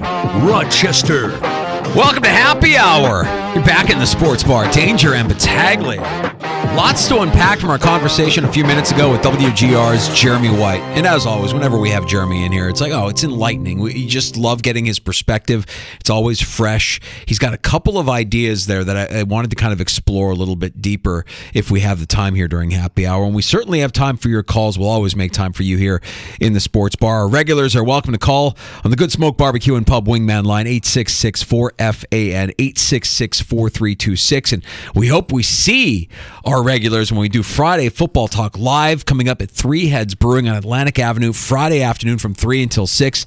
And what makes it special is, well, we're unveiling something unique to Rochester. Yeah, and we're happy to be part of this as the brewery Three Heads is unveiling Nighthawk Hazy IPA, and they're going to tap it for the first time and available for the first time coming up on Friday. And in honor of that, GM Dan Carey and some players will be stopping by and joining us on the broadcast and having a cold one. So Nighthawk Hazy IPA is going to be available at the Blue Cross Arena, including for Amherst games too, apparently, which will start for the Laval game on the Wednesday night before Thanksgiving. So this is kind of exciting because we love having our shows, but it's the first time we've also kind of partnered up with a professional team coming in and having a cold one here. So with the Emmerichs out of town, it's a perfect day to kind of do this. And as I've been saying this all along, look, next week you might be working Monday, Tuesday, Wednesday, but are you really working? No, this is kind of the beginning to Thanksgiving week, ergo, the beginning to your holiday season. And because of that, Gene's going to wear a Santa hat on set Friday from Three Heads Brewing to celebrate our milestone with YouTube and Twitch. I'm sorry, I do not own a Santa hat. That will not be happening. I'll bring one. We can share a cold one and maybe a win or two. So if you're a Nighthawk fan, certainly Bills fans, we know Bills fans will show up, and I think we might actually get some Jets fans showing up as well for Friday Football Talk Live. I think Peter RSVP'd, so like he says, he's wearing his name at jersey. So just like when we did the Raiders show, Jet fans are welcome too. Of course. Yeah, absolutely. We had Raiders guests on with us talking about the Raiders before Raiders. Oh week. My gosh. I thought of Andre Fontenot with the whole Sean McDermott thing because Andre Fontenot, okay, we had him on the show, former Syracuse wide receiver, and he's still connected to the game, coaching in McQuaid. Good luck to the Knights as they begin the state tournament this week. And Andre has this saying. He teaches the kids. Penalties, well, there's two different types. There's the ones you get outmanned, like your pass interference or holding, you get out physical. There's the other type that we never want a part of it, the administrative penalties. That's what they preach at McQuaid. No administrative penalties. Right. The false start, everything else. Well, oh my gosh. The Bills actually lost. You lost an NFL game because of an administrative penalty. I'm sorry, I'm not over it. Well, look, we're working through it together. And I will say this about Jeremy White. I mean, the sky is falling, and a lot of us are real upset about where the Bills are and what needs to happen next. You heard part of my rant just a few minutes ago from yesterday's show. I do think we have to explore the notion, or at least ask the question, what if it works? What if Joe Brady is this young, impressive play caller that just didn't get the right opportunity in Carolina with no talent on that roster to speak of, and Matt Rule is his head coach? Yeah, we think that it was more Matt Rule. At least Joe Brady. Oh, who am I kidding? He's not going to have the latitude. What if it works? Well, I can present you the reasons why I don't think it will work. Number one, McDermott's going to want to put his thumb on it, and maybe that will be the game plan, as Jeremy said. Like, it's going to be a Tyrod-esque game plan the Bills are going to roll out this week, and you win an ugly game. But as long as it's a win, great. What if it works? When has something like this worked in the NFL? When? It's like firing the coordinator midseason. Hey, that was the problem, and we're back on track. And this is the Buffalo Bills offense from 2021 in the 13 seconds here that we came to love. What if it works, Danger? I don't even know if I can entertain that until I actually see it for myself. Right.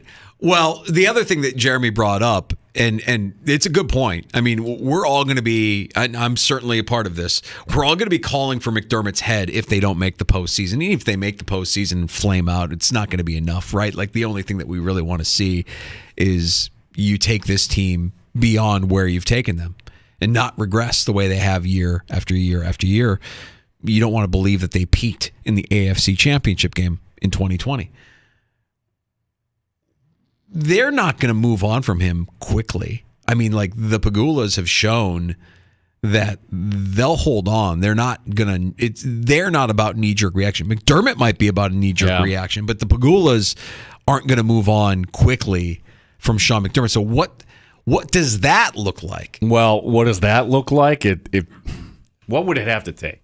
And I'm glad that we, because I'm looking for the other perspective here. Because yesterday, what it felt like, and you read online, you talk to everybody, feels like the meme from the Simpsons movie.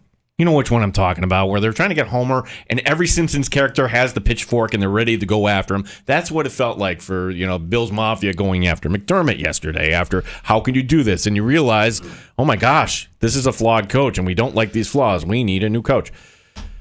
What does that look like? I know what it looks like, but I want to hear you say it. What does it look like? What would have to happen for the move, or what will happen after the season? What's the question? Well, I think what happens after the season is nothing. I think he stays.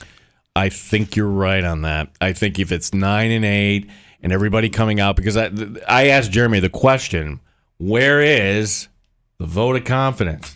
Like, is that going to happen after another loss? Do we not have it at all? Terry Pegula is not going to come all of a sudden after 4 years. The vote of confidence came when they got extended, right? Didn't they both get just recently extended? Yeah, but that doesn't count against the cap. You can eat the money and kind of move on. Heck, Mark Cheapo Davis ate a ton of money to get rid of his coach. Yeah, but Terry, do you think Terry Pegula's into that? Do you think he wants to do that? He's hemorrhaging money with the Sabres. I mean, the barn is never full anymore. Yeah, like, I don't get the sense. And I would imagine there's going to be cost overruns with the stadium and blah, blah, blah. Yeah. Only if it became painfully obvious. Well, and that's where I was going to go. I mean, for the kind of action that I think a lot of us are looking for the Bills to take, it would take the team quitting on their coach.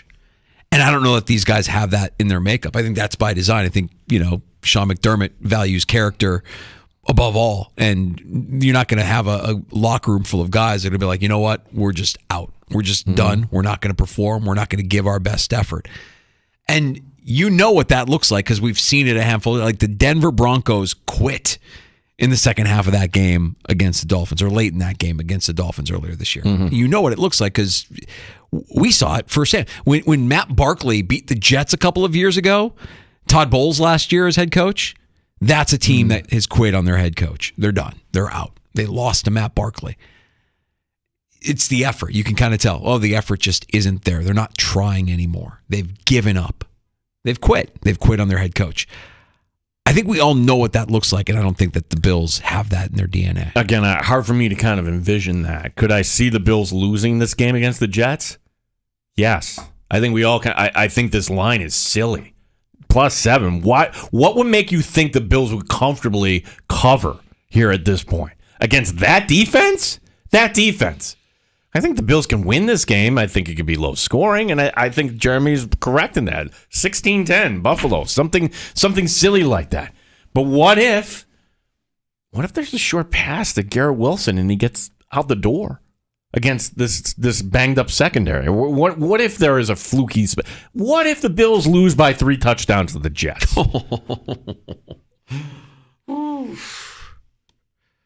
Yeah.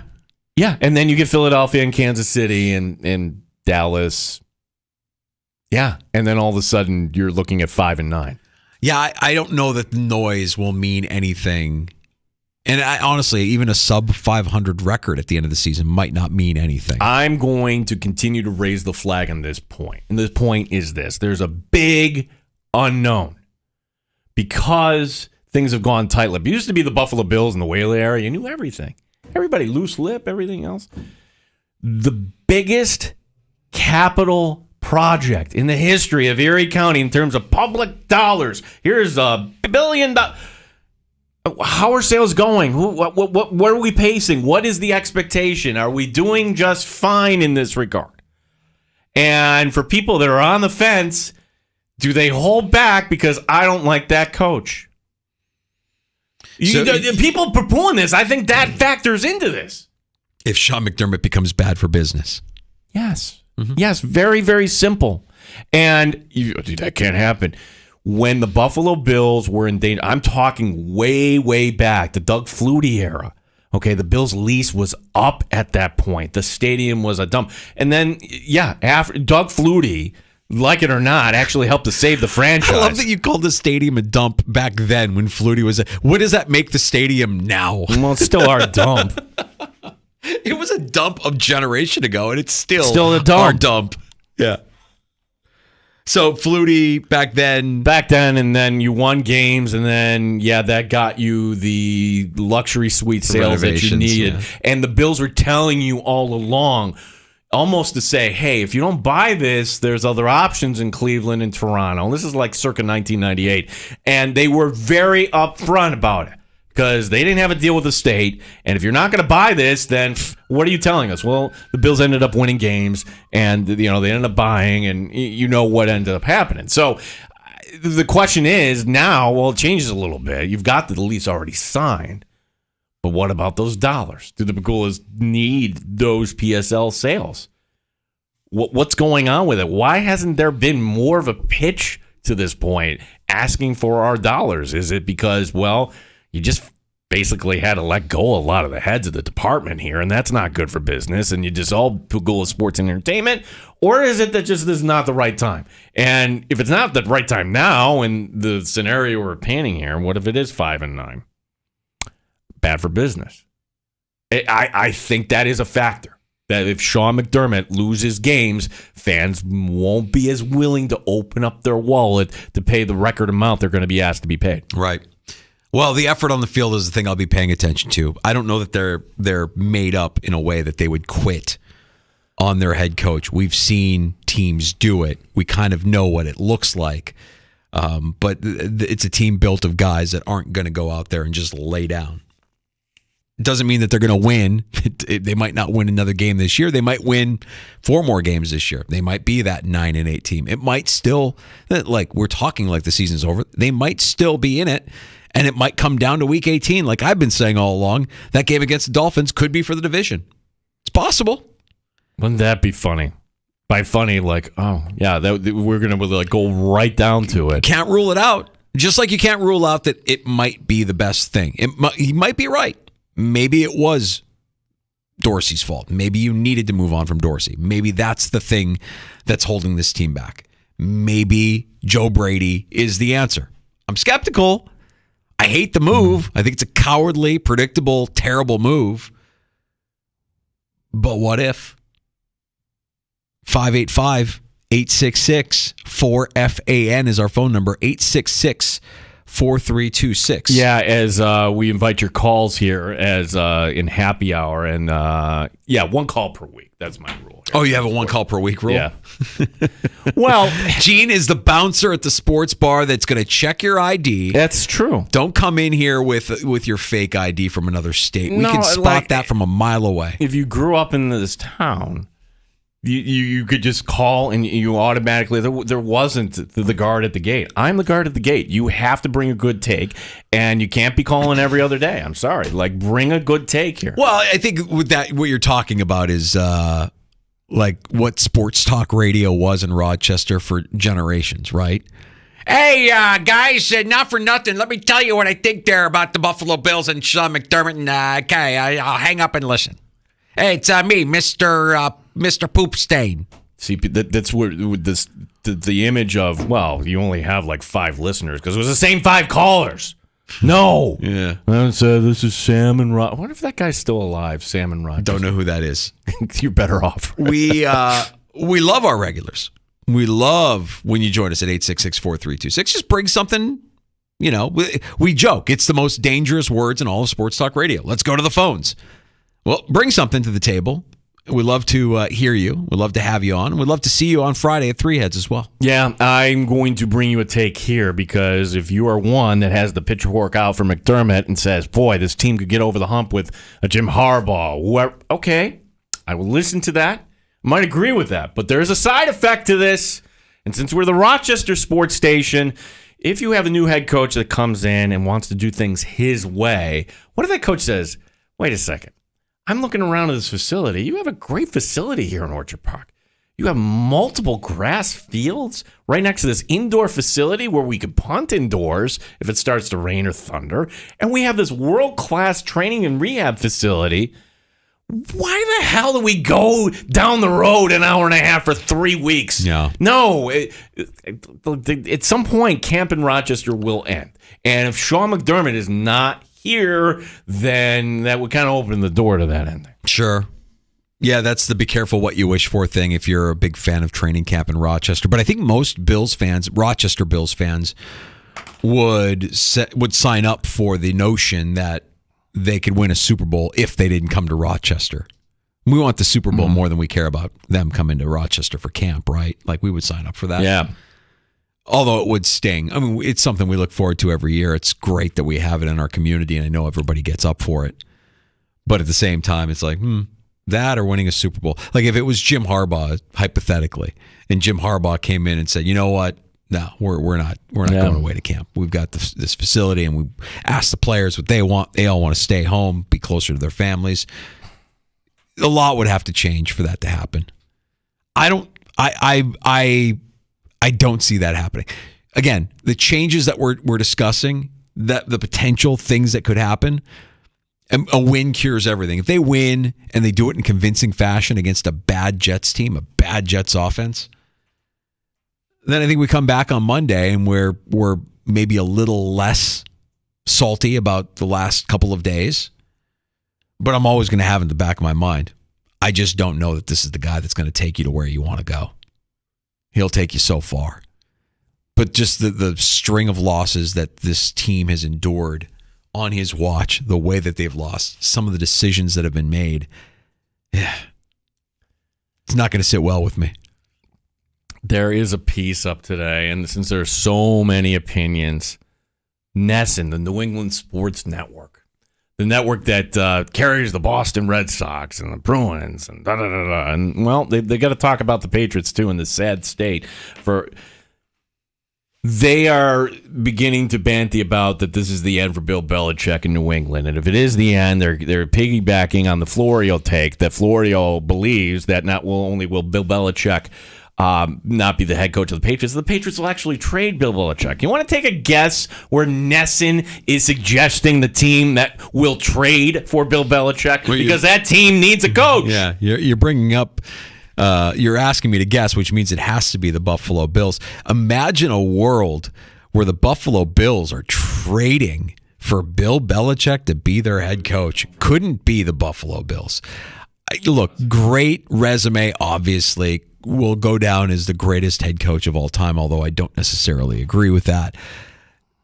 The Bills and Bill Belichick feels like a miss. That feels like something that just wouldn't work.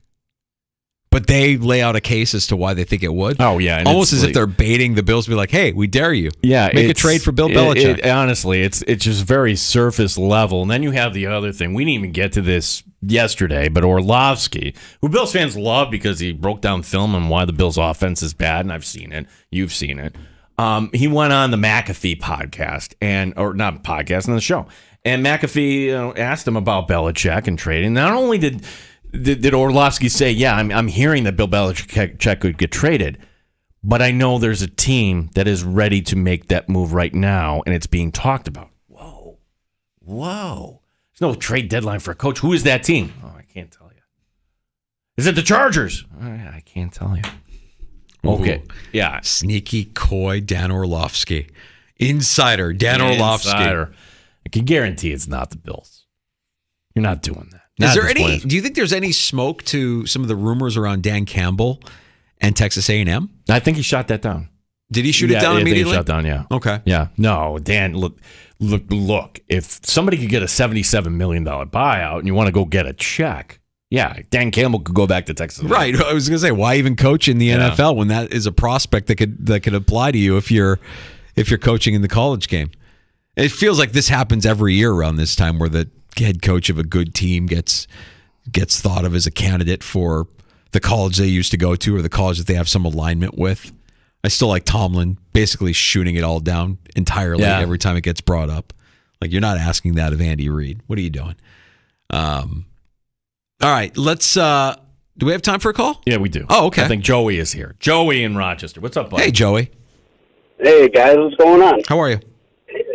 Doing good. Look, I just want to say they got a clean house. They got a clean house in Buffalo, man. What does that mean? Does that mean Bean too? No, Bean's all right. Coaching staff, though. What I'm saying is you can't take a guy who's Hall of Fame caliber when he's running the ball, when he's got the green light. I mean, he's, fourth all time, I think, in games with a run and pass touchdown already. And when you tell him not to run the ball, he becomes average. I just think it's counterproductive. I mean, just for a couple extra years, let Josh Allen be the Josh Allen we know and love for however long that lasts. Let him ball out, all right? That's all I got to say. All right, Joey, thank you. Look, that's what we're here for. You can be a sounding board, and maybe I can kind of piggyback and go back to your question at the beginning of the segment, which was, what if Joe Brady's good? Yeah, what if it works? Is this like the Dable should have been the guy 2.0 conversation?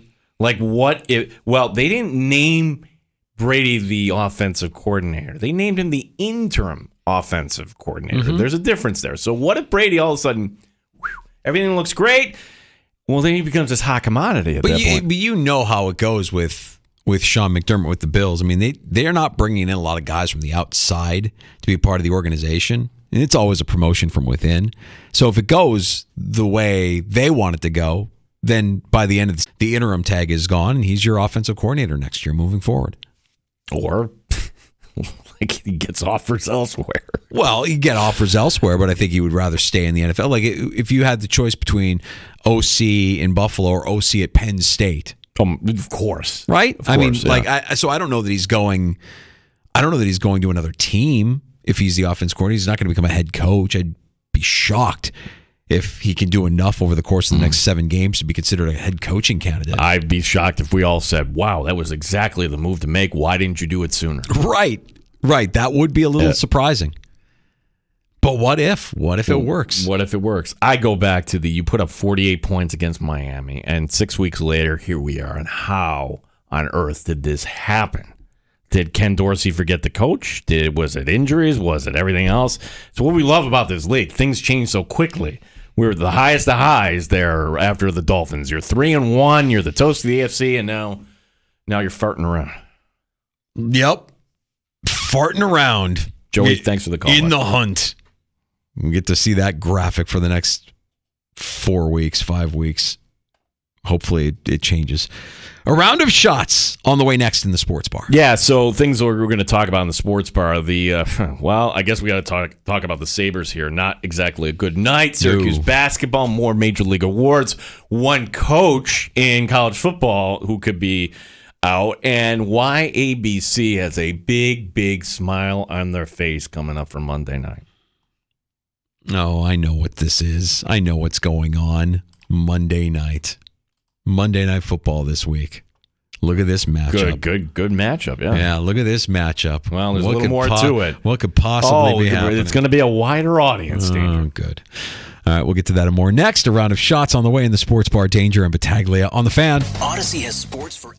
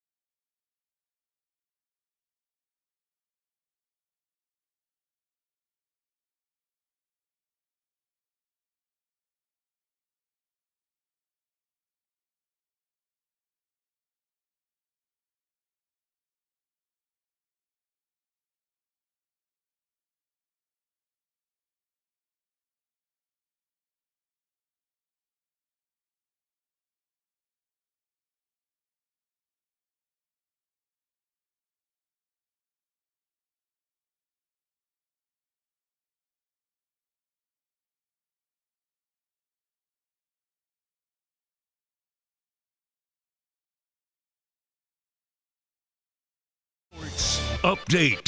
Short week for the Buffalo Bills as they get ready for the Jets. The Bills a 7-point favorite in this game. Of course, the big news this week, Ken Dorsey out as offensive coordinator, Sean McDermott on the change. I feel strongly about this, that a coordinator position, just like the head coach position, it's a leadership position. You better have the X's and O's because the job really boils down to it's a leadership position, and all the intangibles that go with developing a culture are important.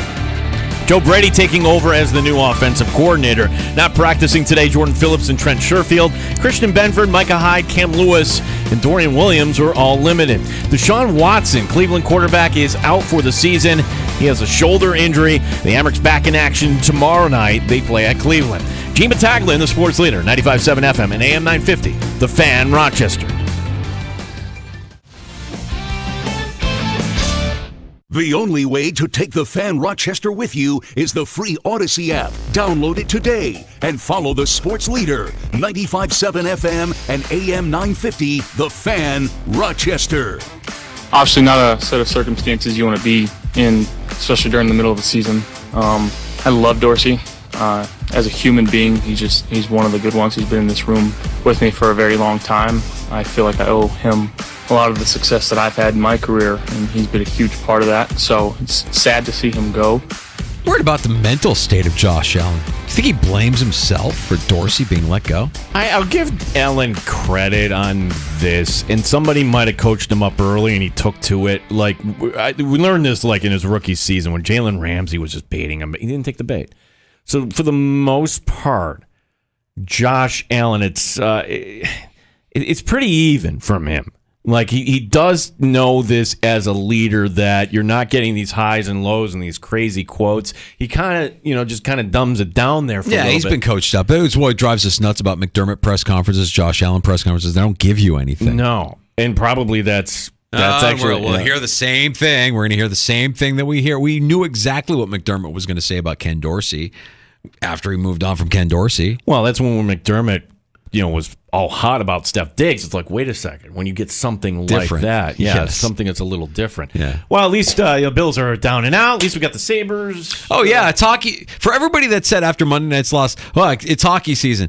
Hey, guys, maybe pay a little bit more attention to the Bills and deflect your attention away from the Sabres. Last night was bad. Yeah, truth be told, Danger, I did not have it on, but I'm watching, and then I see the highlight. I'm like, oh no, Tage Thompson goes down. It looks like a non-contact injury to his knee. I'm like, no. Yeah.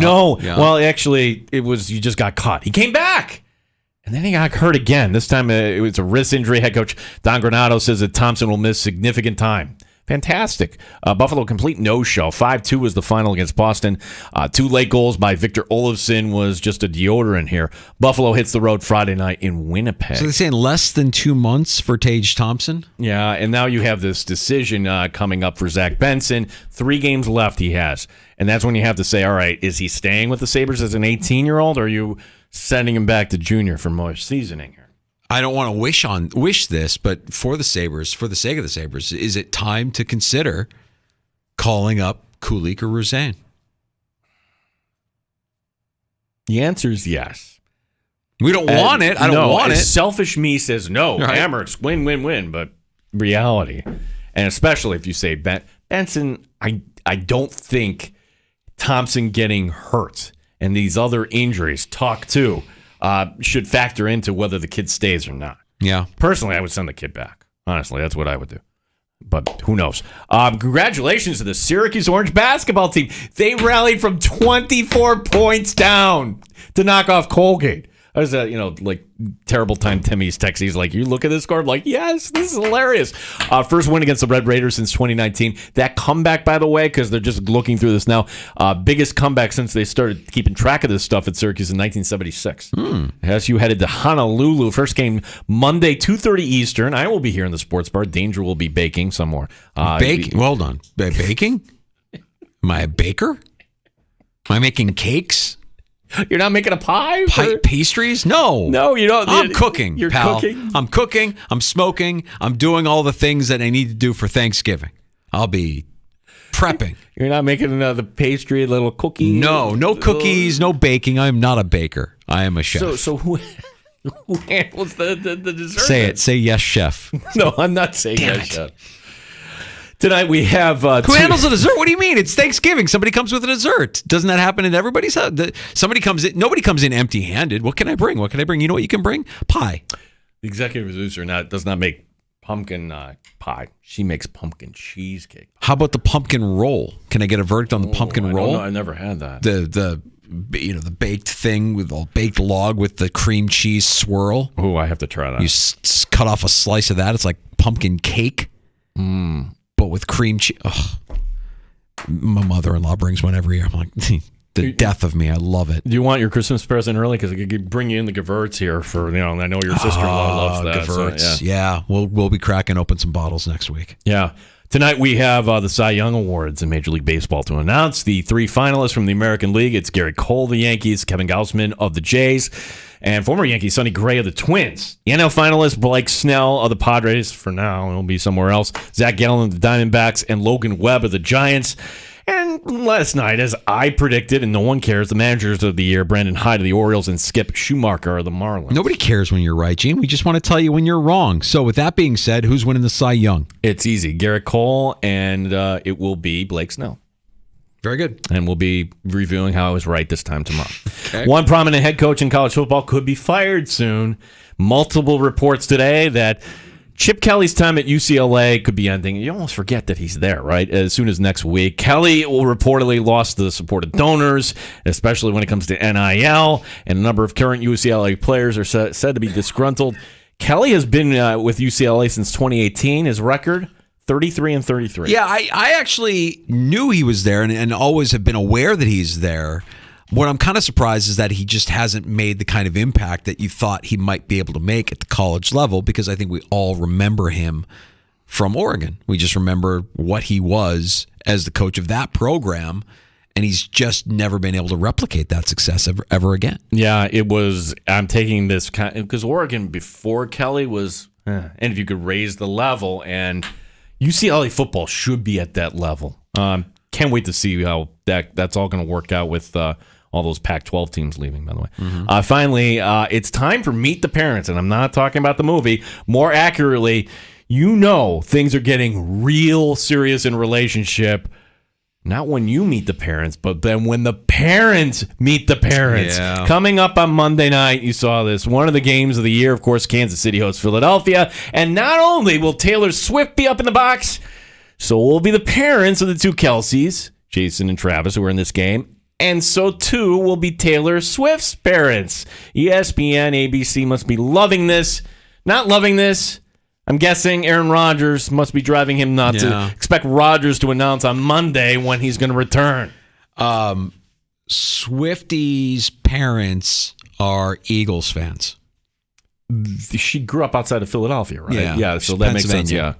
So there's a part of me that believes that this is all designed to get back at the Chiefs, that this will be a distraction to help the Eagles exact revenge on the Kansas City Chiefs, that they're showing up to be that distraction, that she is the distraction to Travis Kelce to help the Chiefs fall to her Philadelphia Eagles. So she's not really a Chiefs fan. She's really an Eagles fan. So her running on stage in Argentina, embracing Travis, her rewriting a song. Did I need to see any of that? No, I didn't need to see any of that. Like, it just was it was plastered on my feed like it's some kind of world-shattering news. I don't need... Why? The world needs more love, Oh, Danger. yes. Yeah. I hope they're so happy together. They seem so happy together. How do you think this all ends? Honestly. Maybe it doesn't end. Maybe I'm crazy, but I'm going to hold true to my theory that she could snap her fingers and make half of the world's population disappear like Thanos in the Avengers. And that would be Kelce if he does her wrong in any sort of way. That's how powerful she is. And meanwhile, Mr. Rogers, as I'm connecting these two stories together, trying to get the spotlight in for his, should point out, paid media appearance on the Pat McAfee show. Hey, you coming back? Oh, we got to be in the Knicks, but I definitely want to come back. Then they ran that back to Robert Saleh, Jets head coach, and his quote, if Aaron wants to play, he's going to play. Well, what else is Salah going to say? He sounds like Salah's being forced to play Zach Wilson. That he would much rather play somebody else. Like, he's so out on Zach Wilson. Salah looks like a zombie on the sideline. It looks like that's the shell of Robert Saleh. The youngest hologram NFL head coach we have. I mean, we all recognize the hologram of Pete Carroll. That's not really Pete Carroll. It's Pete Carroll's hologram. Pete Carroll died a couple years ago. Pete Carroll can't run the way the hologram Pete Carroll can run. That kind of energy. But Salah's young. Salah shouldn't be a hologram just yet, but he is a hologram. You're right. He's got that 1,000-mile stare when something's going wrong. Like, they cut away to him, and he's just looking at nothing. The comment that was made, I think it was Aikman that said, "I can't believe his beard hasn't gotten gray during this game," from a couple of weeks ago against the Raiders. I'm like, yeah, that's good. Maybe I'm just looking at this all wrong. Like, wait a second. How on earth are the Jets getting 7 points? This looks like a gift. I must not have really been paying attention to Zach Wilson. This could be just Zach Wilson saying, "Oh, you haven't been getting interceptions, Bills. You haven't had an interception since October 1st. You're overdue for one. And here's another. Here's another." Maybe. I do think that there, something to the line where you're talking about a team that hasn't scored a touchdown in 2 games. Their offense is a disaster. Wilson, eventually you would think is going to get a touchdown. Is it going to happen against a decent defense like the Bills? The Bills' defense isn't the worst defense in the league. They're good. They're disciplined. They know where they need to be. Still, though, 7. I don't see the Bills as a touchdown or greater favorite versus anybody in the NFL. Can't do it. Last call is next at 866-4326. If you want to join us, 585-8664-FAN, where we utter the most dangerous words in all of sports talk radio. We go to the phones, and we set you up for tomorrow afternoon in the sports bar as well. That's coming up next. As the weather gets colder, the NFL offers stay hot on FanDuel. FanDuel Sportsbook is the official partner of 95.7 The Fan. It's me, Danger, right now inviting you, a new customer, to get $150 in bonus bets with any winning $5 money line bet. That's $150 if your team wins. Now, if you've been thinking about joining FanDuel, there's no better time to join me and get in on the action. The app is easy to use. There's a wide range of betting options from spreads to player props, over-unders, and more. So visit FanDuel.com/Mike and kick off the NFL season with me on FanDuel. FanDuel.com/Mike, M-I-K-E. FanDuel, official partner of the NFL.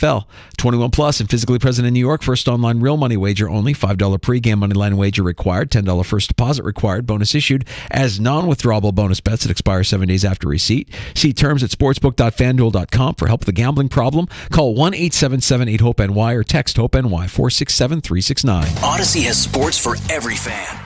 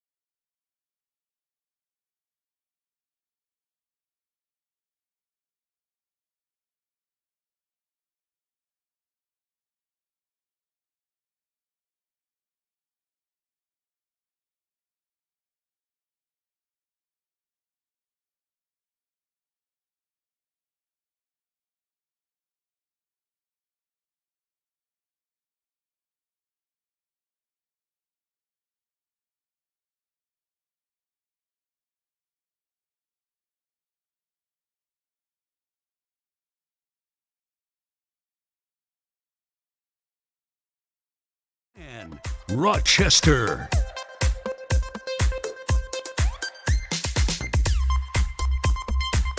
Last call on the sports bar. It's Danger and Battaglia. Glad you're with us. Appreciate you checking us out every afternoon from 3 until 6 here at 95.7 FM, AM 950. Maybe the free to download Odyssey app. Also, our video stream up. You can watch the sports bar at The Fan Rochester on YouTube and Twitch. Like and subscribe. Engage with us there as well.